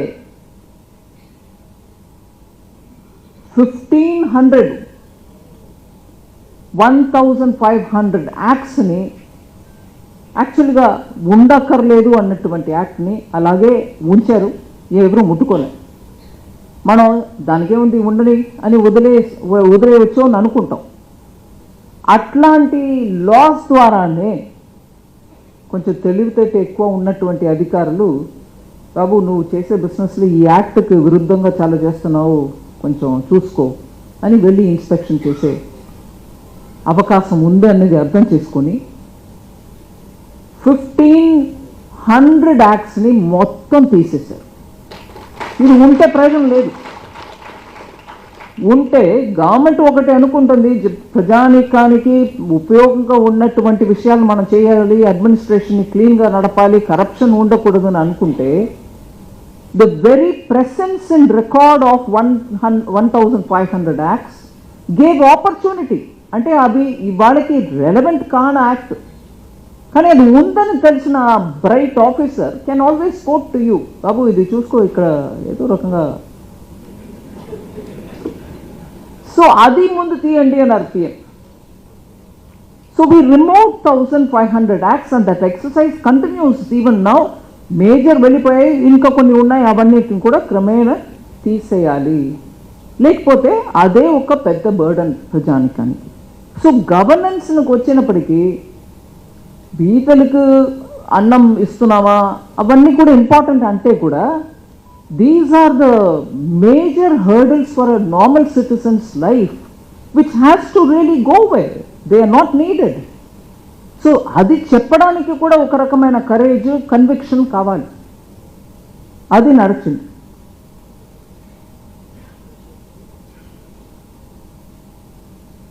సో ఈ సబ్కా సాత్, సబ్కా వికాస్, సబ్కా విశ్వాస్.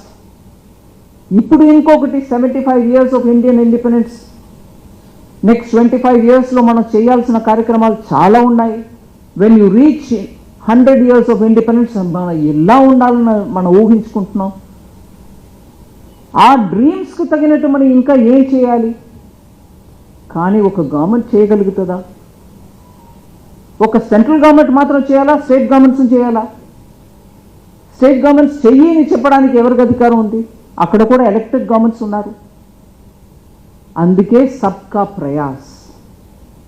సో ఇవాళ సబ్కా సాత్, అందరితో హెల్ప్ ఒకరికొకరు ఇస్తూ సబ్కా సబ్కా వికాస్, సబ్కా ప్రయాస్ అన్నీ కలిపి వచ్చింది. లేకపోతే అందరూ ఒక వాళ్ళ రెస్పాన్సిబిలిటీని నిర్వహించకపోతే ఈజీగా గవర్నమెంట్ ఏం చేయలేదు అని చెప్తూ ఇలాగే ఉండవచ్చు మనం. కానీ ఇవాళ ఒక అవకాశం, పెద్ద అవకాశం మన ముందు ఉంది, మనం అర్థం చేసుకుంటున్నాం.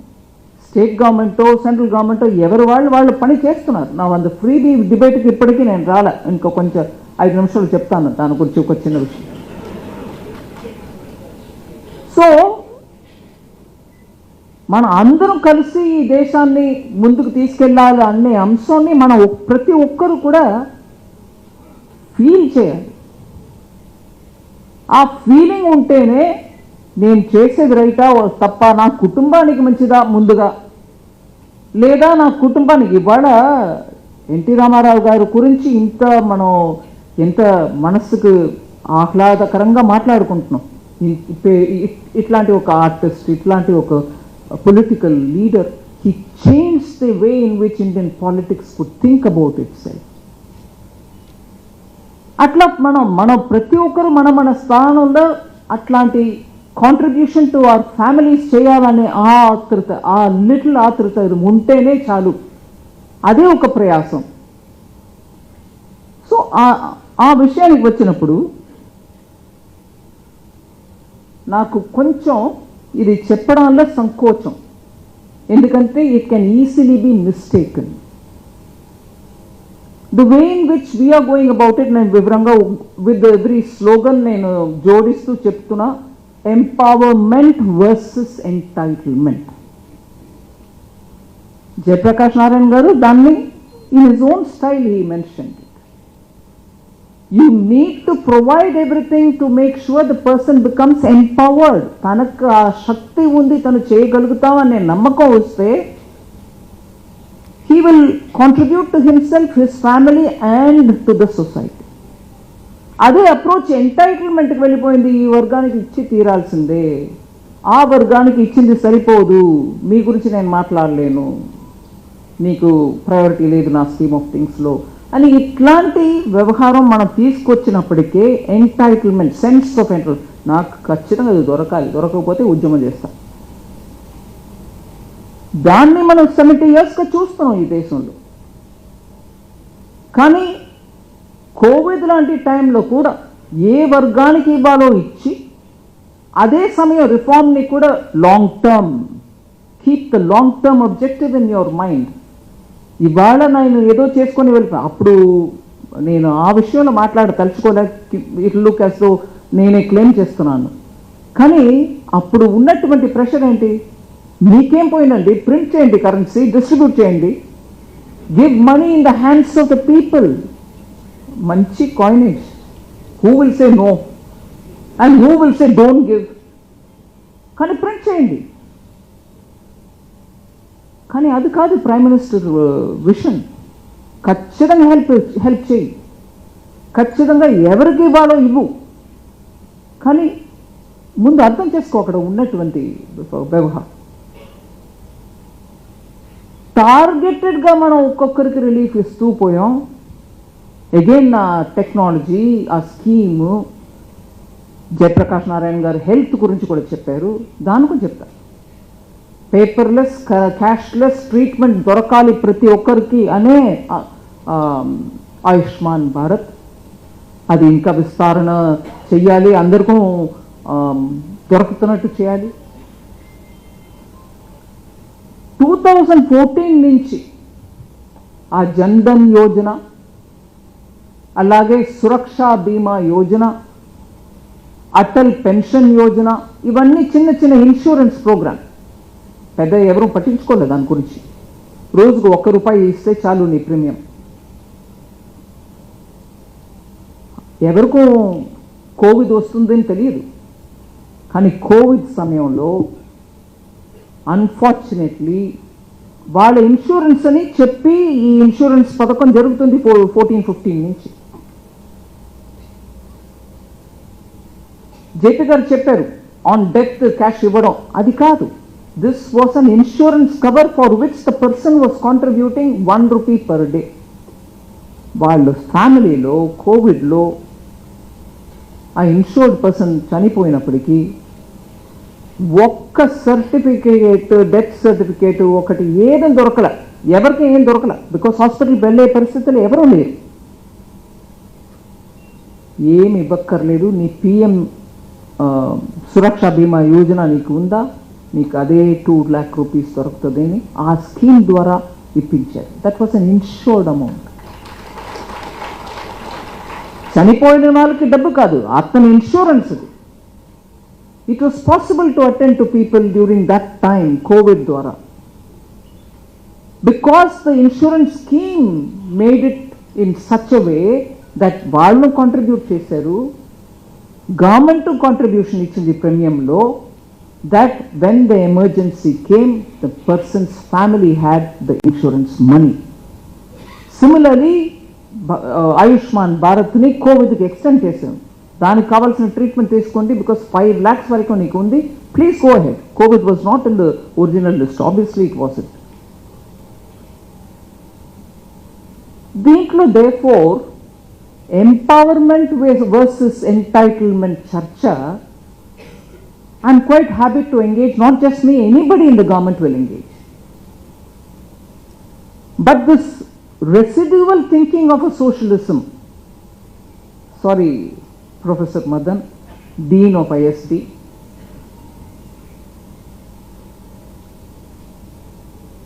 I've been often criticized for this. I'll put it up in front of you. Wealth redistribution, లేదా you give them the capacity to earn for themselves. Wealth redistribution కోసం మీరు ఎక్కువ ప్రాఫిట్ సంపాదించే బిజినెస్ని ఇంకా ఎక్కువ ట్యాక్స్ చేస్తూ పోయి వాళ్ళ దగ్గర నుంచి are you going to redistribute or are you going to give them such jobs, such skills through which you can make them earn their living? ఇవన్నీ కూడా ఇవాళ in the name of giving ability or giving more resources to the people who so deserve it, dantlo one or two newer paradigms have come into the debate. It's not to reject one, or it's not to accept another, or it's not to say socialism manchidi kaadu. No, none of that. But the idea of using public money, taxpayers' money, ఎంత వరకు దేనికి ఎట్లా ఎప్పుడు ఉపయోగిస్తావు, ఎంత వరకే ఉపయోగిస్తావు, ఆ rupee కూడా నీకు ట్యాక్స్ పేయర్ ఇచ్చాడు, దాన్ని ఎలా వాడతావు అనేది ముఖ్యమైన చర్చ. సో ఈ వెల్ఫేరిజం వర్సెస్ రీడిస్ట్రిబ్యూషన్ అవన్నీ కాదు. But do you value this 1 rupee of a taxpayer's money? To what extent do you value, and to what will you entertain it, and how far will you entertain, and therefore how much more will you earn out of taxing middle class or people who are making profits, legitimate profits? ఇది కూడా dimensions in this debate.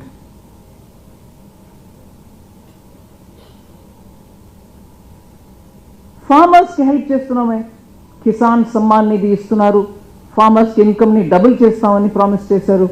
దానికి మీరు ఎలా చేస్తున్నారు అనేది ఉదాహరణ చాలా ఇవ్వచ్చు. కానీ మీరు ఇస్తే అది సరి, మేము ఇస్తే ఫ్రీ బియా కాదు. ఐ పర్పస్లీ ఫినాన్స్ మినిస్ట్రీలో ఉన్నటువంటి బాధ్యత ఉంది కాబట్టి నేను దీన్ని ఒక రిడక్షనిస్ట్ ప్రిన్సిపల్లో నేను డిఫైన్ తలుచుకున్నాను. ఇది ముందు కూడా నేను చెప్పాను ఒకసారి. ఎడ్యుకేషన్ హెల్త్ గురించి మనం మాట్లాడలే. That is definitely a public responsibility. We'll have to do it. We should not commercialise education. But private education ఉండి ఎవరు అక్కడ వెళ్ళి నేర్చుకుంటున్నారు, నేర్చుకోనండి. But government should provide quality education. That's not in the debate at all. But ఒక బాధ్యత ఉన్నటువంటి political party పబ్లిక్లో డిస్కోర్స్లో ఉండి నీ మేనిఫెస్టోలు పెట్టుకుని ఇది నేను ఇస్తాను పవర్కి వస్తే అని చెప్తే, నేను ఒకే కండిషన్ ముందు పెడుతున్నా, ఇవ్వండి, కానీ దానికి మీ బడ్జెట్లో ప్రొవిజన్ చేయడానికి అంత రిసోర్సెస్ మీ దగ్గర ఉందాను ముందు అర్థం చేసుకోండి. అర్థం చేసుకున్నాక నేను ఇవ్వగలుగుతాను, నేను ఇస్తాను అని అంటారా, మంచిది. కానీ అంతకంటే మంచిది ఇంకొకటి, వచ్చిన వెంటనే నీ ప్రెసెంట్ చేసే బడ్జెట్లో దాన్ని అంశం చూపించండి. అక్కడ అసెంబ్లీలో పార్లమెంట్లో ఎన్నికై వచ్చి కూర్చున్న మెంబర్స్కి, ఎమ్మెల్యేస్, ఎంపీస్కి కనీసం మీ వాగ్దానానికి అక్కడ పబ్లిక్లీ, అక్కడ అసెంబ్లీలో, పార్లమెంట్లో స్టేట్మెంట్ చూపించారనేది ఉండాలి. అది పాస్ కావాలి. అక్కడ బడ్జెట్లో చూపించకుండా కానీ పబ్లిక్ రిసోర్సెస్ యూజ్ చేసుకొని నేను ఏదో ఇస్తాను, నేను ఇస్తే అది ఫ్రీబీ అంటావే, అది ఎలాగా అని అంటే డిబేట్ ఇది. అక్కడ మీ అసెంబ్లీలో ఉన్న వాళ్ళకి తెలుసా మీ దగ్గర అంత రిసోర్స్ ఉందా? ఇవాళ జేపీ గారు అంత క్లియర్గా చెప్తున్నారు, నువ్వు బారో చెయ్యి but not to meet your revenue. But if you're spending on capital expenditure it is good, very well, మన అందరికీ తెలుసు. బట్ చెప్పి చూడండి, నేను చెప్పక్కర్లా. It should be net. It should be so much that you borrow, all right, not to service that loan that you already have. దానికి వడ్డీ కట్టడానికి కోసం నేను బారో చేస్తూ అది కడుతూ ఉంటాను, కానీ ఫ్యూచర్లో ఇది కూడా మన అప్పులో చేర్చుకుంటుంది అని అంటే అది not a good governance principle. I'm sure he will agree. Your borrowing should go far asset creation, no doubt. దాంట్లో ఎవరికో చర్చనీయ అంశం ఏం లేదు. సో ఫ్రీబీ డిబేట్ ఇప్పుడు please don't make it at the cost of growth. Nobody wants to make it at the cost of growth. But if I don't debate freebie, will it impact future growth? Will it not affect certain revenues of certain states or center? అందువల్లనే కొన్ని విషయాల్ని మాట్లాడాలి, పబ్లిక్లో debate ఉండాలి. మేము debate కోరుకుంటున్నాం.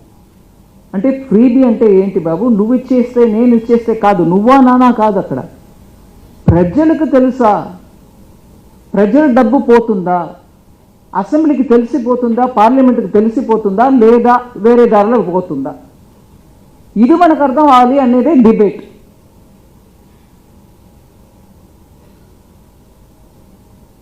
ఈ దేశంలో ఎప్పుడూ కూడా సర్వోదయ డిబేట్ ఎప్పుడూ ఉండేది. Sarvodaya has been the principle. పెద్ద పెద్ద లీడర్స్ సర్వోదయ గురించి మాట్లాడారు. అండ్ బీజేపీ నుంచి వస్తున్న మేము అంత్యోదయ గురించి మాట్లాడుతున్నాం. అంటే సర్వోదయ సబ్కా సాత్, సబ్కా వికాస్. అంత్యోదయ ఆ మరీ ఎక్కడో మారి మూడలో ఉన్నటువంటి, మరీ బీదరికంలో ఉన్న ప్రజని కూడా తీసుకురా బయట, అన్ని అవకాశాలు వాళ్ళకి ఇవ్వండి. ఆ అన్ని అంశాలని సర్వోదయ, అంత్యోదయ ఇవన్నిటిని కలిపే సబ్కా సాత్, సబ్కా వికాస్. అందువల్ల ఈ డిబేటు ఖచ్చితంగా మన అందరం కూడా పాల్గొవాలి, దాని గురించి మాట్లాడాలి. నేను ఒక్క లాస్ట్ ఉదాహరణ చెప్పిన ఇంటర్వెన్షన్ని పూర్తి చేసుకుంటాను. ప్రధానమంత్రి గారు నిన్న మొన్న నేను ఒక గ్రామంలో ఉన్నాను కాబట్టి ఆ ఉదాహరణ చెప్పక తలుచుకున్నాను. సాంసద్ ఆదర్శ్ గ్రామ యోజన, ప్రతి ఒక్క మెంబర్ ఆఫ్ పార్లమెంట్ ఒక విలేజ్ని అడాప్ట్ చేయండి. ఆ గ్రామంలో వెళ్ళి దానికోసం పెద్ద అమౌంట్ కేటాయింపు ఏం లేదు, ఇన్ఫ్యాక్ట్ ఒక్క పైసా కూడా లేదు.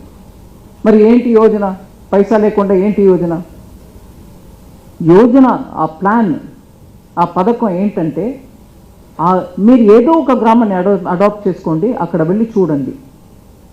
ఇప్పుడు వరకు కేంద్ర ప్రభుత్వం ద్వారా, రాష్ట్ర ప్రభుత్వం ద్వారా ఉన్న పథకం అన్నిటినీ కూడా ఆ గ్రామంలో ఉన్న వాళ్ళకు అందుబాటులో వచ్చాయా లేదా, ప్రతి అంశం. అంటే గ్రామానికి కలెక్టివ్గా రావాల్సిన ఫెసిలిటీ వచ్చాయా, దాంట్లో మరీ బీదరికంగా ఉన్న కుటుంబంలో ఎలక్ట్రిసిటీ ఉందా, ఇల్లు టాయిలెట్ ఉందా, ఆ ఇల్లు పక్కా ఇల్లు ఉందా, లేకపోతే గుడిసెలు ఉన్నారా, అట్లా మొదలుపెట్టి అన్ని స్కీమ్స్ని కూడా మీరు దయచేసి ఆ గ్రామానికి తీసుకెళ్ళండి.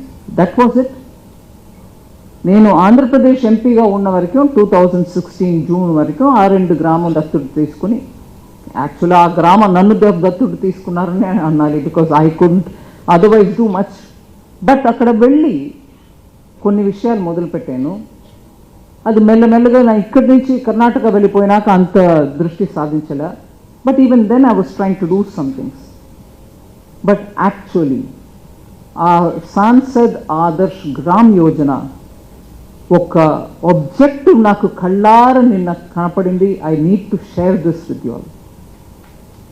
అది యాక్చువల్లీ కోస్టల్, లిటరలీ ఈ తిప్పలు అనే అటువంటి కోస్టల్ ఏరియాలో ఉన్నటువంటి ఫిషర్మెన్ కమ్యూనిటీ. వెళ్ళాము, ఏదో మొదలుపెట్టాను కార్యక్రమం, అందరికీ టాయిలెట్ ఇప్పించాం. అక్కడ టాయిలెట్ అంటే డ్రైనేజ్ ఫెసిలిటీ సరిగా ఉండదు, సముద్రం నీళ్ళు కొట్టుకొస్తే ఇవన్నీ మురికి నీళ్ళు కూడా దాంట్లో కలిసిపోతాయి. So we had to think out of the way. So డిఆర్డిఓలో ఒక టెక్నాలజీ బయో డీకంపోజర్స్ ఉండేది, దాన్ని తీసుకొచ్చి అన్ని ఇళ్ళకి టాయిలెట్ ఇప్పించింది. పైపు నీళ్ళు సోర్స్ అప్పటికే లేవు, ఎందుకంటే అక్కడ ఒక నీళ్ళు తీసుకెళ్లే కెనాల్ ఒకటి నీళ్ళు రాలేదు, అక్కడ వరకు నీళ్ళు రాలేదని అది సార్. సో ఇట్లా చిన్న నేను లిస్ట్ అవుట్ చేయట్లేదు నేను చేశాను అనే దానికోసం. బట్ ఆ గ్రామంలో ఇన్ని స్కీమ్స్ ఉన్నా కూడా ఒకటి రెండు తప్ప మిగతాది ఏది వాళ్ళకి అర్థమే అలా. ఇలా ఉందా ఒక స్కీమ్, నిజమా, ఇలాగా మొత్తానికి ఆ గ్రామంలో ఇవాళ నేను చేసింది ఏం కాదు, గవర్నమెంట్స్ ద్వారా ఇన్ని స్కీమ్స్ ఉన్నది, ఎక్కడెక్కడ ఏ స్కీమ్ ఉన్నాయో అన్నీ ఆ గ్రామంలో వెళ్ళి చేరుతుంది. ఈ పట్టు నేను వెళ్ళినప్పుడు ఐఎమ్ గోయింగ్ ఆఫ్టర్ 6 years. నిజంగా ఆడవాళ్ళు కంటిలో చూడాల్సింది ఆ ఫీలింగ్ నాకైతే. Is this the difference I could bring about అని అనిపించింది. ఏం చేయలేను నేను, ఉన్న గవర్నమెంట్ స్కీమ్ని అక్కడ తెప్పించుకెళ్ళాను బస్. అక్కడ పెన్షన్ లేని విడో ఉన్నారా, ఆ పెన్షన్ తెప్పించు. ఇల్లు లేని వాళ్ళు ఉన్నారా, ఇల్లు తెప్పించు. గ్రామీణ హౌసింగ్ ఫెసిలిటీ, ప్రధాన్ మంత్రి గ్రామీణ ఆవాస్ యోజన ఉంది. అట్లా ఒక్కొక్క స్కీమ్ని ఆ గ్రామానికి తీసుకెళ్ళినప్పటికీ వాళ్ళందరూ కనిపించింది, ఇదేంట్రా బాబు ఇప్పుడు దాకా మాకేం దొరకలేదు, అన్నీ వస్తున్నాయి. It was such a pleasant experience. So that good governance ప్రిన్సిపల్కి నేను ఒక ఉదాహరణ చెప్తున్నాను. ఇట్లా ఒక్కొక్క ప్లాన్ ద్వారా ఎక్కడెక్కడ అందలేదో ఆ స్కీమ్ని అందించండి, అదే చాలు. ప్రజానికానికి ఆఖరికి ఇన్ని చేస్తున్నావు అని చెప్తున్నావే బాబు, మాకు రాలేదు కదా అంటారు. ఆ మాకు రాలేదని అనే మాట ఉండనీయకుండా మీరు అందరికీ అందించండి అన్నారు. దీంట్లో ఏం రకంగా ఈ వీధిలో మీకు నేను ఇవ్వను, వాళ్ళకి ఇస్తాను, మా వాళ్ళు అవనేం కాదు, అందరికి ఇవ్వండి. It has actually brought the change, and it has actually brought hope, and it has actually built trust with government. Government ఏం చేయదయా, మనం ఎందుకు ట్యాక్స్ కట్టాలి అని అడిగే మిడిల్ క్లాస్ కూడా ఇవాళ చెప్తున్నారు, లేదు పని జరుగుతుంది. That's the faith good governance brings, and that's the trust in leadership. So good governance and empowerment. Purandeswari గారు నాకు చాలా ఈ అవకాశం ఇచ్చిన దానికి ధన్యవాదాలు. And wonderful sharing of thoughts.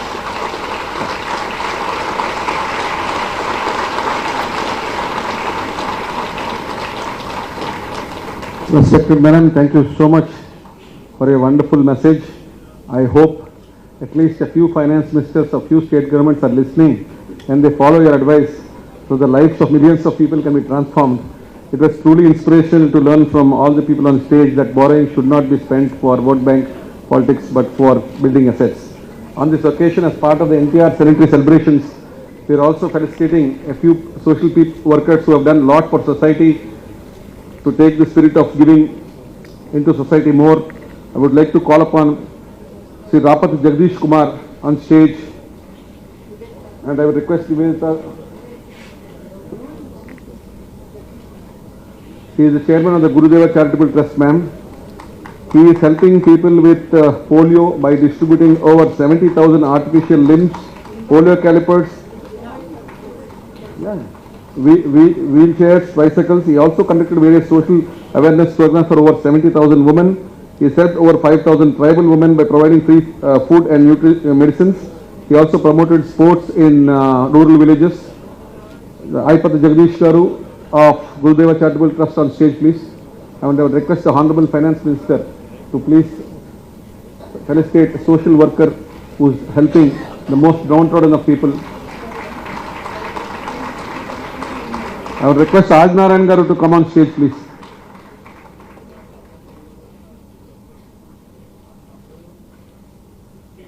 He has been doing this work for over 2 decades, 20 years, selfless service, including skill development, conducting free medical camps, but specializing in artificial limbs.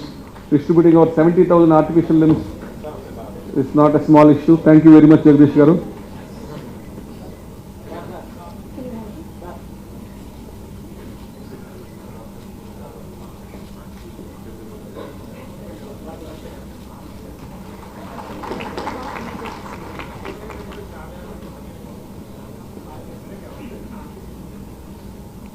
Sri S. Venkat Ajnaran Garu, please. Madam, he is a Padma Shri awardee, 83 years of age, still attending clinics. He has treated over 10 lakh patients so far, conducted over 900 polio camps free of cost. done 3 lakh surgeries. Recently donated land worth 15 crores for building a hospice and geriatric care in Vizag. At 83 years, he is a role model, distributing his wealth, spending his time and doing free medical camps. He is also awarded by Padma Shri by the Government of India. I would also request Sri Sriram of Bhagavati Charitable Trust to come on stage, please.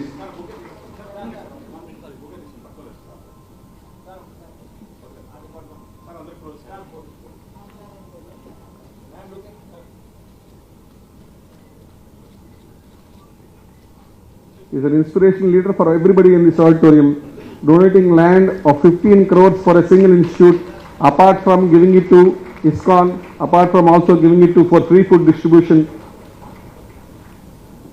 Akshay Patra has donated land worth 15 crores to Akshay Patra, 15 crores for construction of an ISKCON temple, 15 crores worth of land for building a hospice and a geriatric care. We have Sriram, a young entrepreneur from Visakhapatnam of the Bhagavati Charitable Trust, formed by his Father Parmeshwar Rao. He is helping about 85,000 tribal children in getting good quality education, providing skill development. They have helped in more than 100 pilot programs for empowering women. They have also planted about 15,000 acres of land for greening the tribal villages where deforestation has happened. His father was also offered the Padma Shri and the Raman Magsaysay Award, which he declined because he did not want anything but working selflessly for society. Thank you very much. All the awardees on behalf of the NTR Centenary Celebrations Committee, we thank you all. And we come to the last part of the program of felicitating the guests. I would like the President of Geetam University, the young and dynamic Sri Bharat, to say just a few words and felicitate our guests of honor. Or you can proceed directly with the felicitation ceremony. The granddaughter of Nivedita, Ramarava Nivedita, please come on stage and help. Yeah, Nivedita. I would like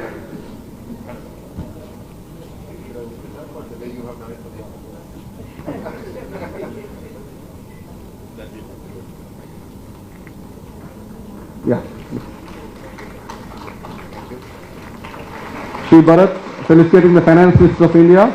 Thank you, Bharat, for giving us this wonderful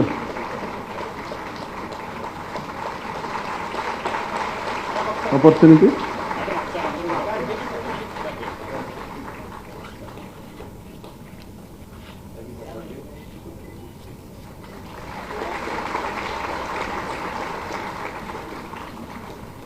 From Geetam University, the Indian School of Business would request you to felicitate Sri Madan Mohan Palitla ji.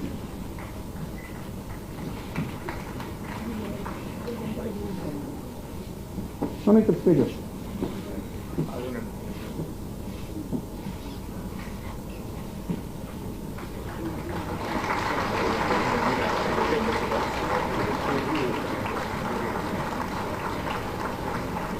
I would request Jay Prakash Narayan Garu to please accept the felicitation from Geetam University, the President of Geetam University.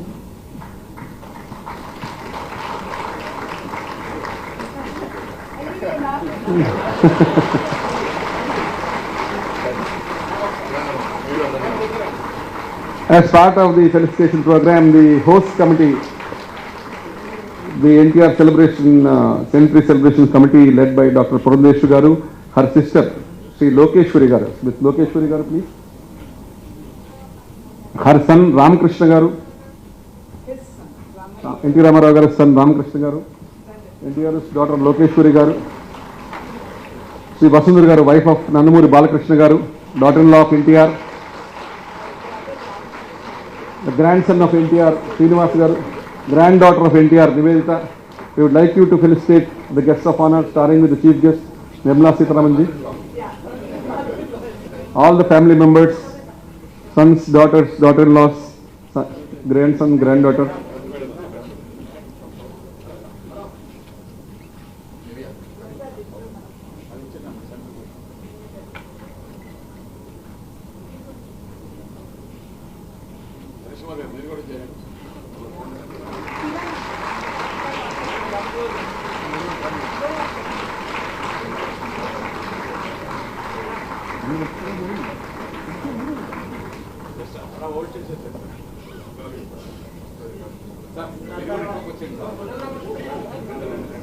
Niveta.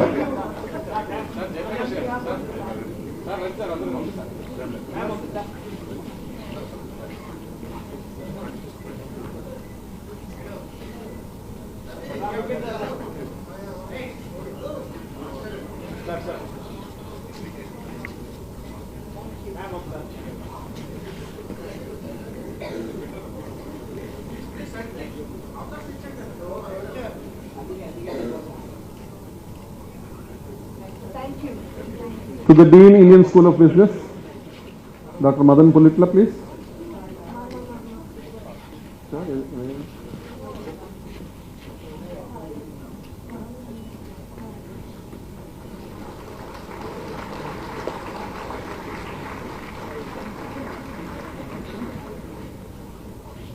Please. Ma'am, felicitation to the Dean, Indian Business School, Indian School of Business. Oh, no, no.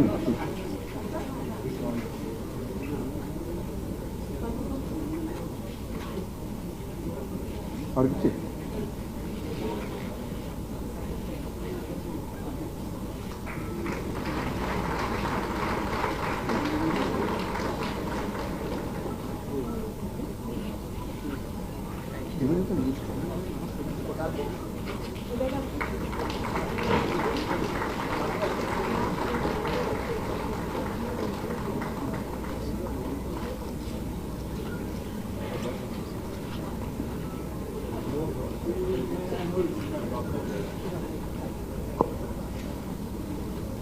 Request Shri Jay Prakash Narayan Garu.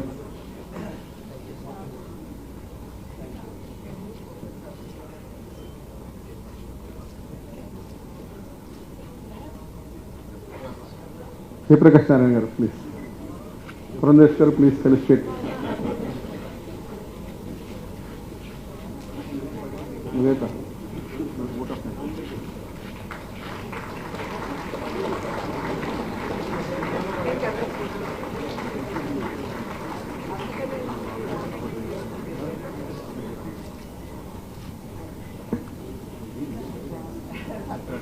We request Niveta to propose a vote of thanks. Our finance minister has to leave for another program. We once again thank all the guests, everybody on the stage, everybody, all the guests who have come here and made this evening a fantastic occasion. Niveta, can you please propose a vote of thanks?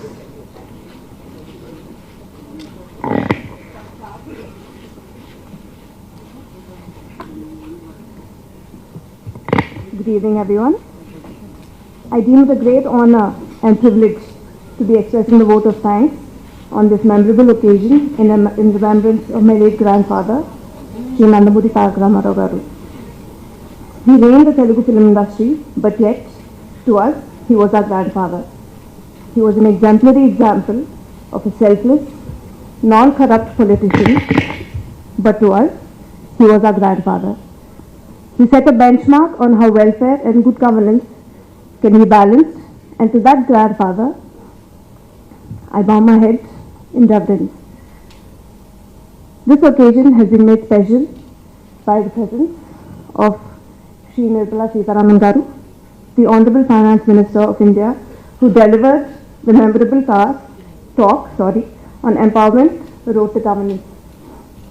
Thank you, ma'am.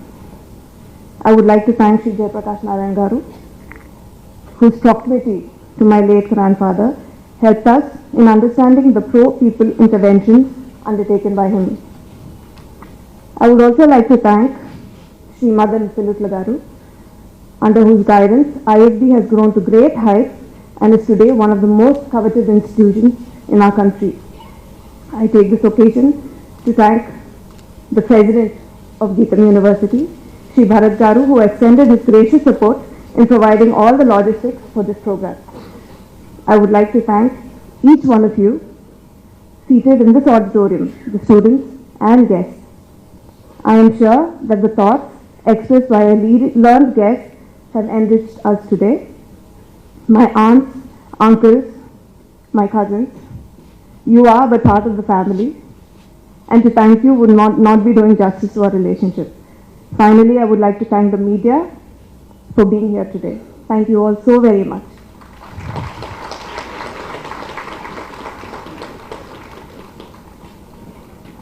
Thank you everyone. Thank you very much for being a part of this wonderful program.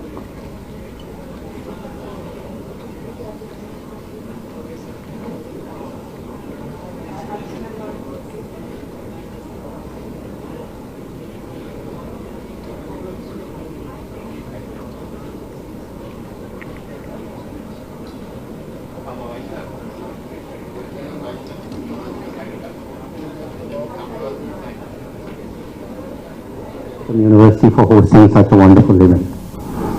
So let me begin with an apology. I mean Telugu vaadinandi, but Telugu anta baaga raadu maatladtam, andukani I will have to speak in English. So